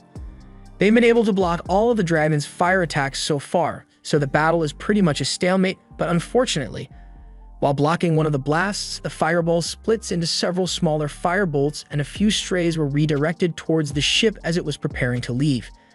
Qian sees the flames approaching, and she knows that if the ship gets hit by something like that, then everyone on board will surely die, so she needs to do something. She walks over to the edge of the boat and prepares to intercept the flames by putting up a water shield, but Master Liu yells down and warns her that what's heading her way is dragon fire, and it's too powerful for her to handle at her level, so she should just run away while she can. Qian is well aware of the risks, but even so, she can't bring herself to abandon her fellow disciples, so she has no choice. She puts everything she's got into strengthening the barrier and forms 2 additional water shields in front of the ship for extra protection. As the fireball strikes, it tears through Qian's first and second shields with ease, but she manages to stop it at the third. She can't let it get past this one, so she strains herself as much as possible to make sure the shield doesn't break, greatly depleting her energy reserves in the process. Thanks to her great effort, she was eventually able to deflect the fireball away from the ship, but it turns out it wasn't enough. The blast still ends up blowing up a portion of the front of the ship, and the resulting exposure sends Qian flying. Ming jumps after her and manages to grab her body before she could fall overboard. However, all the prior exertion has left her unconscious, so Ming goes into Qian's soul pouch and forcefully summons her spirit familiar. He puts Qian on the bird's back and tells the bird to get as far away from here as possible. A few moments later, Qian wakes up on the back of her familiar, and she's horrified by the sight she sees because the ship is completely falling apart and dozens of junior disciples are falling overboard as we speak. As for Ming, he has managed to keep himself on the ship's deck, but watching so many of his peers fall to their certain doom right in front of him is really difficult. Ming has no idea what to do in this situation because if the masters are struggling to hold their ground against it, then he is nowhere near strong enough to challenge the dragon. The masters all coordinate their attacks to bind the dragon so they can deliver a finishing blow, but Master Zhou's blood sword shattered on impact without leaving a single scratch, and in that instant, he knew he was officially next on the dragon's chopping block. Meanwhile, back on the ship, Ming has been desperately trying to save some of the falling disciples, but there are just too many of them. By now, Liu has realized that they have no hope of defeating the dragon, so he says they should retreat and save whoever they can before leaving. Liu looks back at the burning ship and makes eye contact with Ming for a solid 3 seconds, right before deciding to ditch him so he can save Chan instead. Ming curses Liu for leaving him behind to become dragon food, but just as the dragon is about to devour him, Master Yu suddenly comes to his rescue. She goes all out to try and stall the dragon enough for Ming to escape. She hits the dragon with several small blasts to draw its attention, and once it attacks, she pulls out some of her best techniques to try to counter the dragon's fire blasts, but she ends up getting the Toji treatment, and not gonna lie, she'd have been much better off if she just ditched Ming. Seeing Yu get perforated so easily made Ming realize that he's 100% going to get cooked next, but if he's going to die anyway, he's not going out without a fight. He picks up one of Yu's swords and charges straight towards the dragon, knowing full well that he doesn't stand a chance. The dragon blasts a torrent of fire straight at him, so Ming does his best to hold out for as long as possible, and in a miraculous turn of events, backup finally arrives moments later, taking the dragon's attention away from Ming. However, that doesn't mean he's alright, since all that dragon fire pretty much already boiled his brain, so he falls into the ocean and begins thinking to himself how unfair it is that he is going to die here. He finally had a second chance at life after taking Bai Kongshin's identity, made new friends, and has been training tirelessly to walk the path of a cultivator. He even managed to beat someone like Yu in order to protect his current life, but it was all pointless in the end. He realizes that even if he spent his entire life pretending, he would never truly become Bai Kongshin because, like it or not, he is Ming and he isn't going to let his story end like this. He gathers the remaining strength in his body and begins swimming towards the surface, and the next time we see him, he's laying in a warm bed inside a clinic. He is confused because he doesn't know how to get here, but then Mrs. Nyan comes to see him and she assures Ming that he is safe now because this is a clinic on the Jian Mountain. After they heard about the dragon attacking the ship, a rescue team was sent out to assist them, but by the time he arrived, Ming was the only one they found. Ming asks her if he is really the only survivor of the incident, and unfortunately, everyone else was long dead by the time the search team arrived, so he really is the only one left. Zhang can see that he feels torn about it, but she tells him not to overthink it too much, since the sect already suppressed all news about the attack, so only a few people know what happened. For now, she asks him to just get some rest so he can recover from his injuries, and Ming thanks her for her help. With the sect sweeping everything under the rug, no one will ever know what happened to all those who died, and they will soon be forgotten altogether, all because they had a low status. He hates this system, but that's just the way things work around here, so there's nothing he can do about it. As he is walking through the halls, he ends up coming across Chong, and Chong is surprised to see that Ming actually managed to come back alive. But he then mockingly tells Ming that he won't be alive much longer once he gets his hands on him in the tournament. Ming is enraged, but he doesn't want to risk getting into a fight against him right now, so he just keeps it bottled in until Chang leaves. A moment later, he is approached by Qian, and she asks him to come with her for a moment because there's something she wants to discuss. First of all, she thanks Ming for saving her on the ship because she couldn't have made it out of there without his help. Ming tells her she shouldn't be thanking him because Master Liu was the one who got her to safety, not him. Qian heard that her master intentionally left Ming behind on the ship, and she wants to apologize for that, but he says he isn't upset about it. He understands that Qian is a gifted disciple, so it's natural that Liu would choose to save her instead of him. He was lucky that he happened to buy a ton of protective talismans while he was in the market, because that's the only reason he managed to survive, but the rest of the disciples weren't so fortunate. After the dragon's attack, Ming washed ashore on a small island nearby, and there he found the wreckage of his ship along with all the bodies of those who died in the attack. He walked along the beach for a while, trying to find any survivors, but that's when he came across Yu's body, and she had already passed away from the large hole in her abdomen. Seeing her dead really hurt Ming, since the only reason she died was because she came back to try and save Ming, so he decided to take a piece of her broken sword and keep it as a reminder so he will never forget her sacrifice. Ming tells Qian that she should probably start heading home since it will be dark soon, so she starts getting ready to leave. But before she does, she tells Ming that Master Liu actually asked her to give him something as an apology for what happened. It's a bottle of medium-grade elixir, and Ming is surprised her Master Liu would give him something so valuable, even as an apology, but he's not going to complain. Qian says goodbye and tells Ming she'll see him at the competition, but he never told her he plans to participate, so he asks how she figured it out. Qian explains that she has already seen how powerful Ming is, and the rewards for winning the competition are way too good for him to pass up, so she just got the feeling that he'd want to participate. Though she does warn him that he shouldn't take the competition lightly since there will be many tough opponents for him to face. Elsewhere in the sect, the other disciples are also busy making their preparations for the tournament, and this guide informs his partner that he intends to participate as well. She asks him if he's sure about this since the tournament is rather dangerous, but he is confident that he will come out on top. He even promises that they will get married after he returns, but those are some famous last words. Meanwhile, in the main hall, Hui and the other masters are preparing to perform a special ceremony. This is all to make Master Gu's personal disciple, Ishikawa, stronger, so as soon as he arrives, it can begin. A few moments later, Ishikawa shows up, and he is excited to be receiving direct aid from Master Gui, so he says he is ready to start immediately. Wei is glad to hear that, so he tells the other two that it's time for them to open the cauldron, and together, all three of them use their energy to break the seal on it to allow this dark entity cloud to escape. The entity attempts to flee the temple, so the three masters use their energy to keep it confined to a small sphere, and with it stuck in one place, Ishikawa is given the perfect opportunity to strike. He takes out his soul chain and uses it to bind the entity, trapping its soul within the chain itself and greatly boosting his power. Now that the ceremony is done and Ishikawa's chain has been enchanted with the soul of the demon, Gu can hardly contain his excitement because with this, they might finally be able to come out on top during the tournament, so it was well worth the investment and Ishikawa promises not to disappoint him. At the same time, we also see this lightning key user practicing his techniques on a mountain top and a venom user walking through a den of snakes to gather energy elsewhere in the sect, and he looks like he means business. As for Jilin and her preparations, Bing has just gifted her with a bell enchanted with soul-captivating magic. This is one of Bing's most prized possessions, so she would normally never give it to anyone else, but this is a special case. She is sure it will come in handy for Jilin during the tournament and give her the edge she needs to overcome her fellow competitors and win. Similarly, Chang's master also gives him a special gift in preparation for the tournament. He flicks something into Chang's forehead and Chang immediately begins to writhe in pain as a deadly aura surrounds him. Chang's master tells him this is all part of the process and that by the time he wakes up, he will be invincible. But it's going to hurt a lot until then, so he's going to have to grit his teeth through the pain. Meanwhile, Ming has been out in the forest, meditating to prepare himself for the tournament, and he has no way of knowing what Chang or the other competitors are doing to prepare, but he can sense that at this rate, he won't even make it past the qualifiers. He needs to change things up if he wants to make it through the tournament, especially if Chang's so intent on killing him. So he decides to do some inner spirit training and creates a mental simulation of what a real battle with Chang would look like.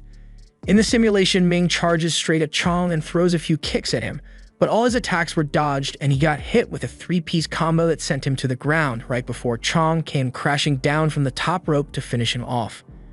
It's clear that that was a failed attempt, but Ming wants to try again, so he creates another simulation and this time he tries playing it defensively by parrying and blocking all of Chang's attacks, but he eventually slips up and gets caught off guard by an explosive right hook that quite literally vaporizes him. Ming has been at this for a while now, and he has seen nothing but himself getting killed by Chong over and over, but he refuses to give up until he can change that outcome. He continues running as many simulations as necessary until he eventually manages to adapt Chong's fighting style well enough to survive a direct hit and return the favor with a punch of his own. This is a huge step in the right direction, so Ming continues with his simulation training, but at the same time, Chong has just finished assimilating the blood slaughter aura, and now merely flexing his butt cheeks is enough to send shockwaves across the ground. His master is impressed by how well Chong was able to assimilate the blood slaughter aura, since it was made from the blood of the red dragon they killed recently, and it has made his spiritual power several times purer than it was before. He smiles to himself because if he uses Chong, he may be able to achieve his goals sooner than he had thought. He tells Chong that he should take a break for now, since even though the power of the red dragon does allow him to grow very fast, there's still a risk that he might overload his system if he continues training at such a rate. Chong takes his master's advice and agrees to rest for a while, but that's just because he is confident that no one else can surpass him as he is now. As for Ming, after running countless battle simulations, his combat skills have increased drastically as he has now become a late-stage spirit disciple, and he has the strange power within his body to thank for that. He still isn't sure whether it's a good or bad thing at this point, but figuring that out will have to come later because right now dealing with Chong in the tournament is his top and only priority. The end.